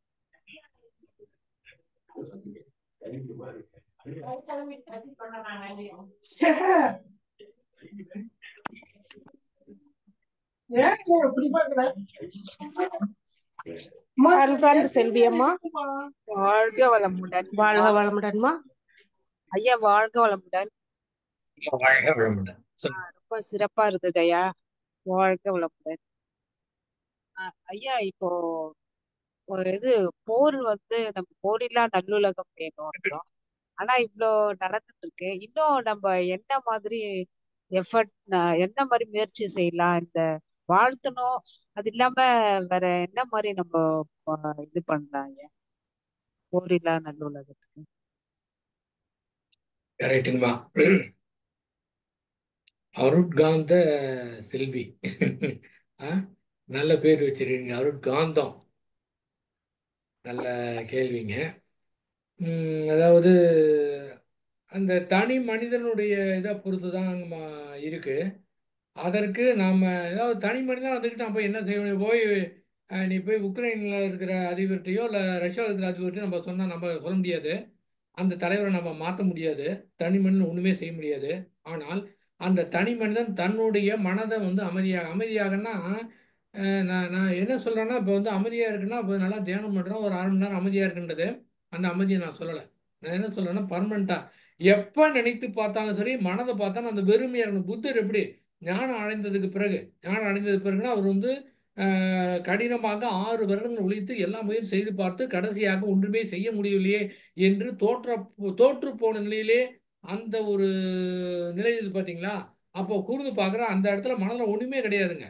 அவர் ஆசையை துன்பத்து காரணம்னு சொன்னார். ஆனால் அவர் மனதை அங்கே பார்க்கும்போது அவருக்கு என்ன கிடைச்சதுன்னா, அங்கேயே ஆசையே இல்லாத மனதை பார்த்தாருங்க. அங்கே ஒன்றுமே கிடையாதுங்க. அந்த மாதிரி நிலை எத்தனை பேர் இருக்கிறாங்களோ அதை பொறுத்து உலகத்தில் மாற்றம் ஏற்படும். முன்பே குறிப்பிட்ட மாதிரி இந்த மாதிரி போர் ஏற்படுதுன்னா அதுக்கு என்ன காரணம்னா, இந்த தனி மனிதர்கள் எத்தனை பேர் தன்னுடைய மனதிலே அந்த வன்முறையும் வஞ்சமும் இருக்கோ அதை நிறைவு பெறுவதற்கு இந்த பூமியில எந்த மூலையில எந்த நபரை பயன்படுத்தி எத்தனை பேர் இறக்கணும், எவ்வளவு பேர் கஷ்டப்படணும், இதை பார்த்துட்டு உலகத்துல மற்ற எவ்வளவு பேர் கஷ்டப்படணும், எல்லாமே இயற்கை அந்த மாதிரி ஒரு அற்புதமாக அந்த பெரிய மெகா நெட்வொர்க் மகா காந்தத்துல அந்த மாதிரி அது வைத்திருக்கின்றது. அதன் காரணமாக தான் நமக்கு வருதுங்க. இப்ப உங்களுக்கு ஏன் இந்த மாதிரி கேள்வி ஏன் உங்களுக்கு எழுந்தது? ஐயா அப்படா பாசிட்டிவ் விட நெகட்டிவ் இதுங்க நிறைய இருக்கு சொல்றீங்களா? என்னங்கம்மா? இல்ல நம்ம பாசிட்டிவ் போடுறோம்ல. இப்ப நம்ம போரில்லா நல்லுலகம் வேணும், வாழ்க வளமுடன், வாழ்க வையகம் சொல்றோம். அதை விட நெகட்டிவ் இதுங்க நிறைய இருக்கு பிரபஞ்சத்துல. ஆமாம்மா, அதான் சொல்றேன். அதனாலதான் இந்த தனிமனுடைய அதிகமா இருக்கணும். அந்த வெறுமையான அந்த உணர்வு இருந்ததுன்னா இது எண்ணிக்கை பெருகணும். அந்த எண்ணிக்கை பெருகிறதுக்கு நாம என்ன செய்ய முடியும்? நம்மளால முடிஞ்சத இப்ப மகரிஷி இருக்காருன்னா கோடான கோடி மக்கள் மாற்றத்தை ஏற்படுத்தியிருக்கிறாரு. அதை வைத்து கொண்டு அவரு கஷ்டப்பட்டார். இப்போ நம்ம கஷ்டப்படவே தேவையில்லை. இதே தெரிந்து கொண்டு நம்மளால எந்த மாதிரி பண்ண முடியும், எத்தனை தனி மனிதனை அமைதியை கொடுக்க முடியும் அப்படின்னு நாம நினைத்தோம் அப்படின்னோம்னா நம்மளால முடிஞ்ச செய்யலாம். இதை எண்ணிக்கை பெருகணும். அது மாதிரிதான் மாற்றத்தை கொடுக்க முடியுமே தவிர இந்த ஆளை மாத்திட்டா இப்படி மாத்திட்டா, இந்த அரசியல் மாத்திட்டா இப்படி மாத்திட்டா அப்படிங்கிறது ஓரளவுக்கு தான் பலன் கொடுக்குமே தவிர முழுமையான பலன் எத்தனை தனி மனிதர்கள் மாறுகின்றார்களோ அதை பொறுத்து தான் முடியும். அப்ப நம்மளால என்னதுன்னா நம்முடைய மனம் அந்த மகரிஷி அவங்க சொல்லக்கூடிய அந்த அறிவின் முழுமை, அந்த பிரம்ம ஞானம், அதாவது அதுவானால் அதுவே சொல்லும் அப்படிங்கிற நிலைக்கு நாம வரணும். நாம தேடுதலை நிறுத்திடணும். தெளிவாக நாம ஃபீல் பண்ணணும். இங்க சந்தேகமும் குழப்பமும் ஏற்படக்கூடாது. இப்ப பேசினா எல்லாம் நல்லா தான் இருந்துச்சு, மனதுக்கு நல்லா இருக்கு, நிறைவா இருக்கு, மகிழ்ச்சியா இருக்கு. ஆனா தூங்கி இருந்தா காலையில எனக்கு பிரச்சனையா வருது அப்படிங்கிற உணர்வு இருக்கவே கூடாது. பர்மனண்டா அந்த மாதிரி நம்முடைய நிலை இருக்கணும். அந்த நிலைக்கு போராட தேவையில்லை. நம்மிடத்திலே இயல்பா இருக்கின்றது. அதை மட்டும் புரிந்து கொண்டால் போதுமானது. இந்த புரிந்து கொண்ட நபர்கள் எவ்வளவு பேர் இருக்கிறார்களோ அதை பொறுத்து மாற்றத்தை ஏற்படுத்த முடியும். அப்பதான் மாறும். வேற வகையில முடியவே முடியாது. ஆகவே மனதே மனதோடு முரண்படாமல் இருக்க வேண்டும். மனதே மனதோடு போராடாமல் இருக்க வேண்டும். அப்படிங்கிறத புரிஞ்சுக்கிட்டோன்னு வச்சுக்கோங்களேன். அப்ப தெரியுங்க. இந்த நிலை பார்த்தோன்னே எப்படி இருக்கு தெரியுங்களா? உலகெல்லாம் அப்படியே தான் இருக்கும். ஆனா நம்ம மனசு மட்டும் வேற மாதிரி இருக்குங்க. இயற்கை எப்படி இருக்குதுங்க? இருக்கிறேன்னு தெரியாம அது என்ன வேலை பார்த்துட்டு இருக்கு. அந்த நிலைக்கு போயிடும். ஒரு முறை கரூர் அறிவித்திருக்கோயில்ல ஒரு மாதம் மௌனம் இருந்தோம். எப்பன்னு கேட்டீங்கன்னா 1996. 1996 மே மாதம் 31ஆம் தேதி மகரிஷி அவங்க கரூர் அறிவித்திருக்கோயில திறப்பு விழா நடத்திவிட்டு அங்கே 2 நாட்கள் பிரம்ம ஞானம் நடத்தினாங்க. ஆழியாருக்கு அறிவித்திருக்கோள் அடுத்தபடியாக பிரம்மஞானம் நடத்திய நடத்தின அறிவித்திருக்கோயில் கரூர் அறிவித்திருக்கோயில் தான். அந்த பெருமை கரூர் அறிவித்திருக்கோயிலுக்கு உண்டு. கும்பகோணத்தில் நடத்தினாங்க, திருவாரூர் நடத்தினாங்க பிரம்மஞானம். ஆனா அங்கெல்லாம் கல்யாண மண்டபத்தில் நடந்தது. பிரம்மஞானம் என்பது கரூர் அறிவித்திருக்கோயிலில் நடைபெற்றது. அந்த வருட நிறைவில் இந்த மாதிரி நவம்பர் டிசம்பர்ல ஒரு மாதம் மகரிஷி அவங்க மௌனம் இருந்தாங்க. நான் கரூர் அறிவித்திருக்கோயிலில் மௌனம் இருந்தேன். அதுல ஒவ்வொரு விதமா நான் முயற்சி செய்தேங்க. இப்ப சொன்ன முயற்சி எல்லாமே நான் இப்ப செய்தேங்க. என்னன்னா என்ன ஆராய்தல், ஆசை சீரமைத்தல், சினம் தவிர்த்தல், கவலை ஒழித்தல், இன்னும் உலகத்தை வாழ்த்துறது, நமக்கு யாரெல்லாம் நினைவு வாழ்த்துறது, ஒவ்வொரு நாளும் ஒன்று செஞ்சுக்கிட்டே இருப்பேனால அமைதி கிடைக்கும். காலையில மறந்து போயிடும். கடைசியாக 22 நாள் ஆச்சு. நான் அப்போ என்ன முடிவு பண்ணேன், இந்த மௌனம் ஒரு மாத மௌனத்தில் ஞானம் அடையும் நான் முடிவு பண்ணேன். அந்த அந்த ஆக்சுவலாக 2 டிசம்பர், நவம்பர் 15 டிசம்பர் 15, டிசம்பர் 11ஆம் தேதி முடிவு பண்ணேன். போச்சு, இந்த வருடமும் கிடைக்கவில்லை, அடுத்த வருஷம் பார்த்துக்கலாம். இப்போ என்ன பண்ணி இருக்கிற 3 நாளில் ஒன்றும் பண்ணக்கூடாது, தியானம் பண்ணக்கூடாது, உடற்பயிற்சி பண்ணக்கூடாது, எதுவுமே பண்ணக்கூடாது, அப்படியே ஃப்ரீயாக சாப்பிட்டு தூங்கலாம் அப்படின்னு நினைச்சேன். பாருங்க, முடிவு எடுத்தோம் பாருங்க. காலையில் அப்படியே கிடைச்சிது பாருங்க. சும்மா அந்த 3 நாளும் உண்மையான மௌனத்தை என்ஜாய் பண்ணேன். அப்போ தெரியாம செஞ்சேன். இவ புரிஞ்சுக்கிட்டு ரொம்ப நல்லா இருக்கேன். அங்கே ஒன்றுமே செய்ய தேவையில்லைங்கிறத அந்த கடைசி 3 நாள் புரிஞ்சேன். இது இதை ஒன்றுமே அங்கே செய்ய தேவையில்லை. இயற்கையை அப்படியே அக்செப்ட் பண்ணி என்ன நடக்குதோ, ஏன்னா அது ரொம்ப மிக துல்லியமா நடத்தும். அதை அப்படியே ஏற்றுக்கிட்டு இந்த தனி மனிதர்கள் ஒருத்தர் 2 பேர் 100 இந்த மாதிரி பெருகினாதாங்க அந்த போரிலா நல்லுறத்தை நம்ம உணர முடியும். இதை எதுக்கு நான் சொல்ல வந்தேன்னா, அதுல ஒரு நாள் என்னன்னு கேட்டீங்கன்னா, காலையிலேருந்து நைட்டு வரை வாழ்க வையகம் வாழ்க வளமுடன் அது மட்டும் சொல்லிக்கிட்டே இருக்க வேண்டியது. மனது உள்ளார உச்சரிக்க கூடாம, அது சொல்றது மனதில் சொல்லக்கூட கூடாது, மனதில் நினைக்கணும். நல்லா ஞாபகம் வச்சுக்கோங்க. இந்த மௌனத்துல நீங்க உச்சரித்தால் கூட, வாய் விட்டு உச்சரிக்காம மனதுக்குள்ள உச்சரிக்கணும் பார்த்தீங்களா, அது கூட மௌனம் கலைந்த மாதிரி தான். நினைக்கணும் வாழ்க வையம், அந்த அந்த எண்ணம் அது மாதிரி இருந்தோம் பாருங்க. கரு அரித்திரு கோயில்ல வெளியில ஒரு பால்கனி மாதிரி இருக்கு. அங்க உட்காந்து கண்ணை மூடிட்டு ஒரு 9-9:30 மணி இருக்குங்க. வாழ்த்துன்னு பாருங்க. எனக்கு என்னாச்சு தெரியுங்களா? எனக்கு என்ன உணர்வு தெரியுங்களா? அந்த உலகத்தை வாழ்த்தின காரணத்தினால அப்படியே உலகமே அப்படியே அமைதியா இருக்கிற மாதிரி, மகரிஷி கண்ட கனவு அந்த அந்த அப்படியே நேருக்கு நேர் பார்க்குற மாதிரி நான் ஃபீல் பண்ணேன். அவ்வளோ சந்தோஷமா இருந்துச்சுங்க. இப்போ என்னங்க காரணம்? தனி மனிதன் காரணங்க, அது நடக்கவே இல்லைங்க. நடந்த மாதிரி ஒரு ஃபீலிங் இப்போ நேருக்கு நேர் அந்த உலகம் ஏற்படுச்சு. உலக மக்கள் எல்லாம் நல்லா இருக்கிறாங்க. அந்த ஒரு நாள் முழுவதும் வாழ்த்துனாரா, அன்னைக்கு நைட்டு 9 மணிக்கு எனக்கு அந்த மாதிரி ஃபீலிங் ஆனந்தமா இருந்ததுங்க. அதே போர், அதே பிரச்சனை, அதே மக்கள், அதே சண்டை சச்சரவு, குடும்பத்துல சண்டை சச்சரவு, ஆபீஸ்ல எங்க பார்த்தாலும் ஒரே பிரச்சனை, எல்லாமே இருக்கு. எல்லாமே அவங்க அப்படியே இருக்கு. ஆனா நம்ம மனசு மட்டும் விரிஞ்சு அந்த உலக அமைதியான நேருக்கு நேர் நான் கண்டங்க. என்ன அற்புதமா இருந்து தெரியுங்களா? அது எனக்கு அப்போ புரியல. இப்போ நான் இதை புரிஞ்சது பிறகு எனக்கு நான் அற்புதமா நான் ஃபீல் பண்றேங்க. இந்த மாதிரி நபர் பெருகணுங்க. அவங்க ஒருத்தர் போதுங்க. அவங்கெல்லாம் அது பிளான் பண்ண வேணாம். அவங்க இருந்தாவே போதும். அவங்க இருப்புணர்வே போதுங்க. அதுதான் வேதாத்திரி மகரிஷியுடைய அந்த இருப்பு, அந்த சுத்தவருடைய தன்மை, அந்த மௌனத்தை அப்படி இருந்து அந்த இருப்பின் காரணமாக அந்த வரக்கூடிய அலை அத்தனை பேரிடத்துல உயிர் கலப்பு ஏற்பட்டு அவங்களுக்கு தானாகவே அந்த நிலைக்கு போயிடுவாங்க. அது அற்புதமா நான் ஃபீல் பண்ணேங்க. அப்ப நீங்க கேட்ட கேள்விக்கு என்ன பதில்னா, இந்த மாதிரி அந்த சங்கல்பம் செய்து வரதை விட அதெல்லாம் ஒரு எஃபோர்ட் தான். ஆனா வெறுமையா இருந்து அப்படி நினைத்து பார்த்தோம்னா எல்லாமே அப்படி இங்க மட்டும், ஏன்னா அது இயற்கையா அந்த மாதிரி அழகா அற்புதமா இருக்குதுங்க. அந்த நிலைக்கு நாம போயிட்டோம்னா எல்லாமே சரியா நடக்கதா இருக்கும்.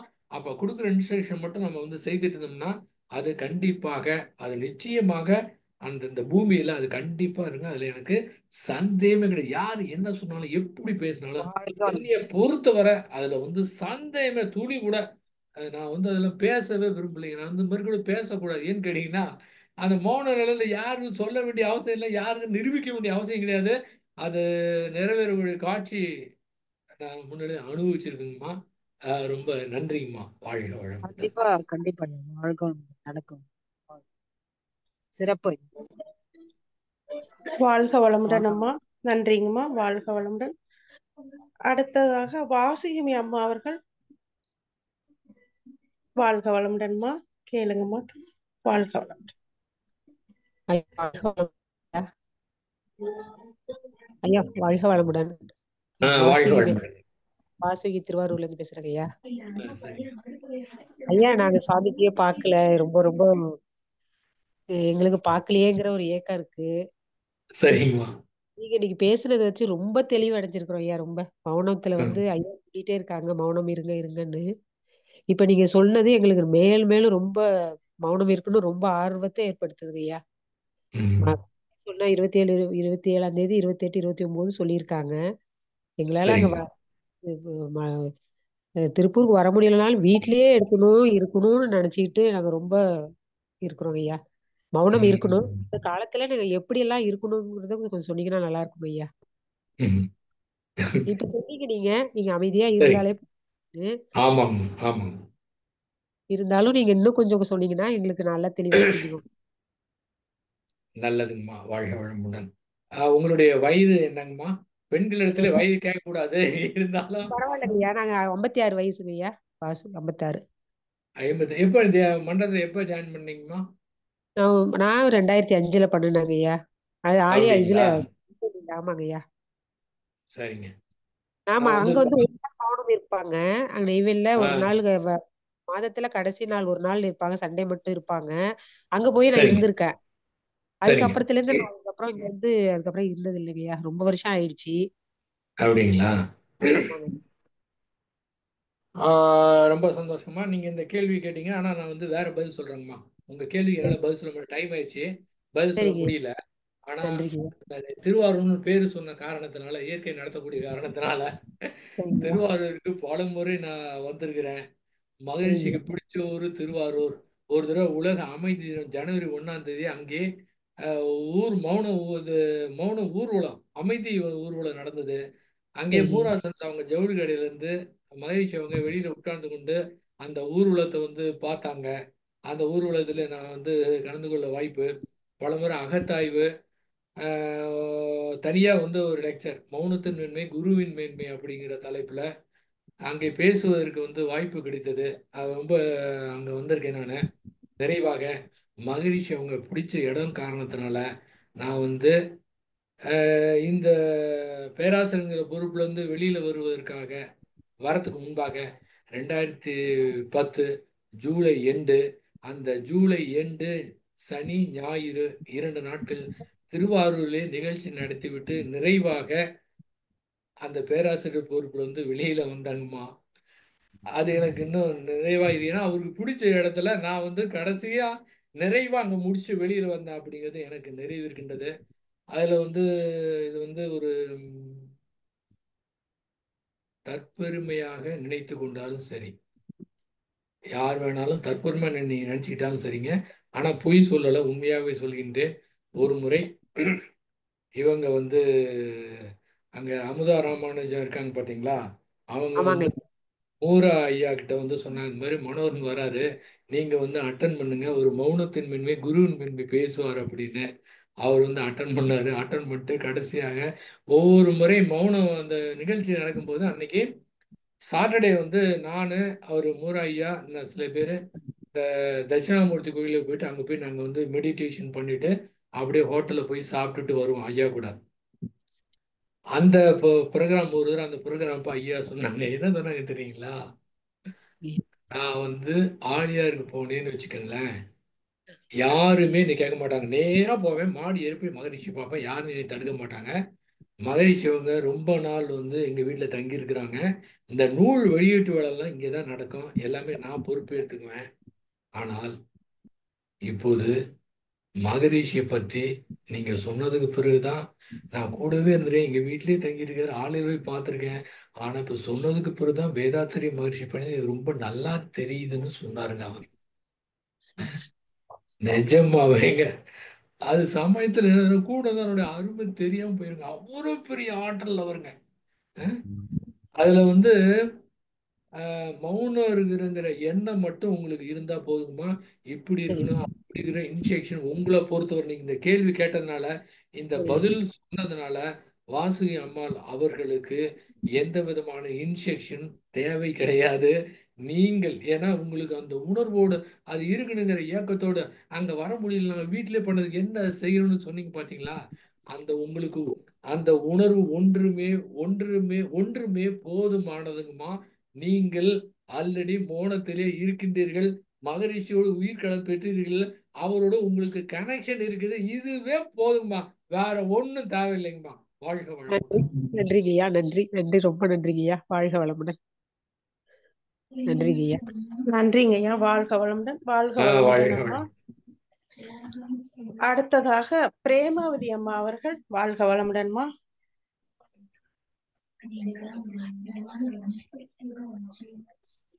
வாழ்க வளமுடன்மா. ஐயா வாழ்க வளமுடன். பிரேமாவதி. வாழ்க வளமுடன். சொல்லுங்கம்மா. நீங்க பேசுறதையே நிறைய பேர் சர்வீஸ் பெண்கள் பண்றாங்க.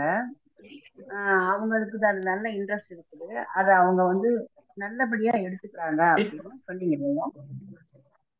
ஆனா சரிங்கம்மா. எல்லா எல்லா சத்சங்கத்திலையும் நான் ரவிசங்கர், ஈஷா, இன்னும் ஞானானந்த சுவாமிகள், யோகியான் சுரத்குமார், கணக்கன் வட்டியார், நிறைய இடத்துக்கு நான் போயிருக்கேன். மகரிஷி என்னுடைய 70வது வயசுல நான் மகரிஷி கிட்ட வந்திருக்கேன். கடைசி காலத்துல நல்ல ஒரு இடத்துக்கு வந்து சேர்ந்திருக்கேன். ஆனா ஒண்ணே ஒண்ணு கேட்கிறேன், 63 நாயன்மார்கள்லயும் கொஞ்சம் பெண்கள் தான் உலகத்துக்கு தெரிஞ்சாங்க. இப்ப இன்னும் நிறைய பெண்கள் அதுல ஈடுபாட்டோட நாங்க இருக்கிறோம்.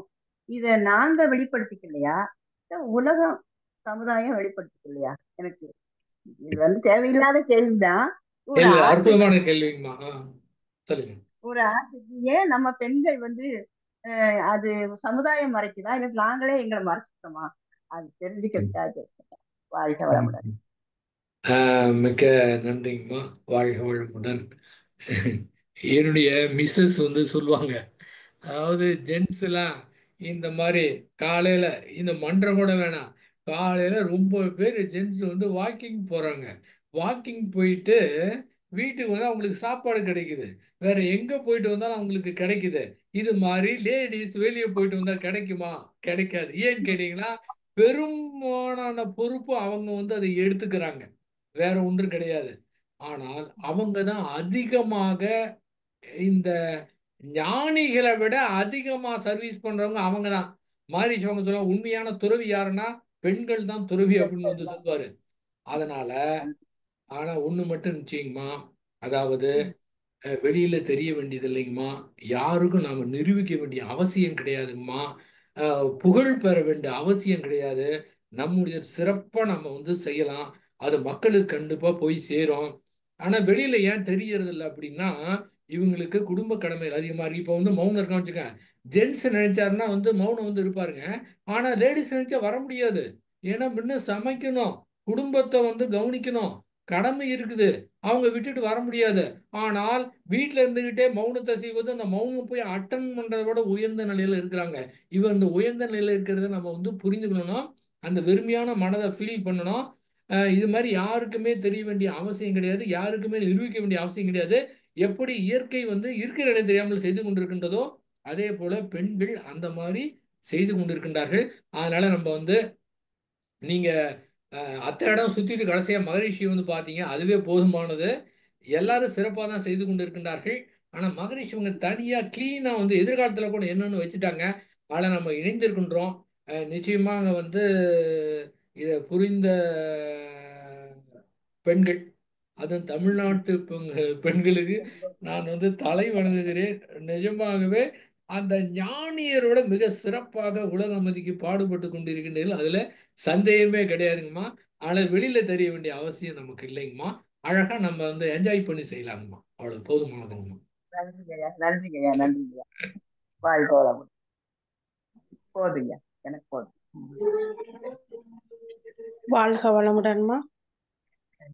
கேள்விகள் கேட்க விரும்ப அன்பர்கள் ஹேண்ட் ரைஸ் பண்ணலாங்கம்மா.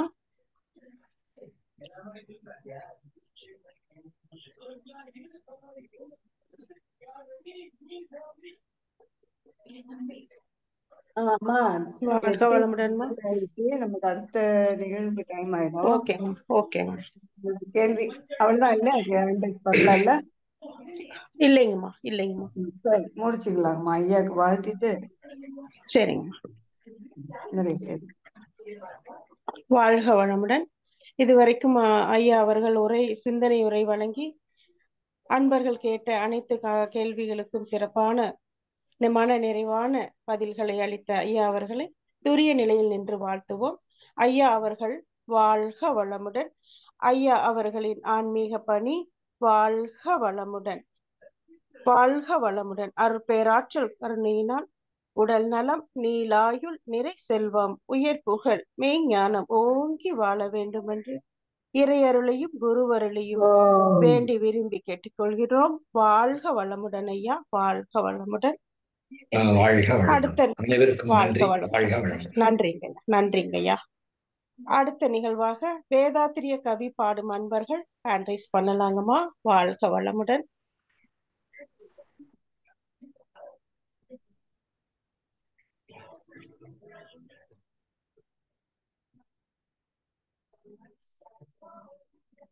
மல்லிகாமா, வாழ்க வளமுடன், பாடலாங்கம்மா.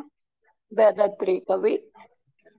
போரில்லா நல்லுலகம், பொருள் துறையில் சமநீதி, நேர்மையான நீதிமுறை, நிலவுலகு கோராட்சி, சீர் செய்த பண்பாடு, சிந்தனையோர் வழிவாழ்வு, சிறப்புணர்ந்த பெண் மதிப்பு, தெய்வ நீதி வழிவாழ்தல், தேர்திருவிழா தவிர்த்தல், சிறுவர்களுக்கே விளையாட்டு, செயல் விளைவு உணர்கல்வி, சீர்காந்த நிலை விளக்கம், பார் முழுதும் உணவு நீர் பொதுவாக்கல், பல சமயம் பல கடவுள் பழக்கம் ஒழித்து உண்மை ஒன்றை தேர்ந்தெடுவோம், உண்மை ஒன்றை தேர்ந்தெடுவோம், உண்மை ஒன்றை தேர்ந்தெடுவோம். பாடல் கொஞ்சம் பார்த்து பாடுங்கம்மா. பல மதங்கள் பல கடவுள் பழக்கம் ஒழித்து உண்மை ஒன்றை தேர்ந்தெடுத்தல். ஆமாங்க, மாற்றி சொன்னா பல மதங்கள் பல கடவுள் பல சமயம் பழக்கம் ஒழித்து உண்மை ஒன்றை தேர்ந்தெடுக்கும்.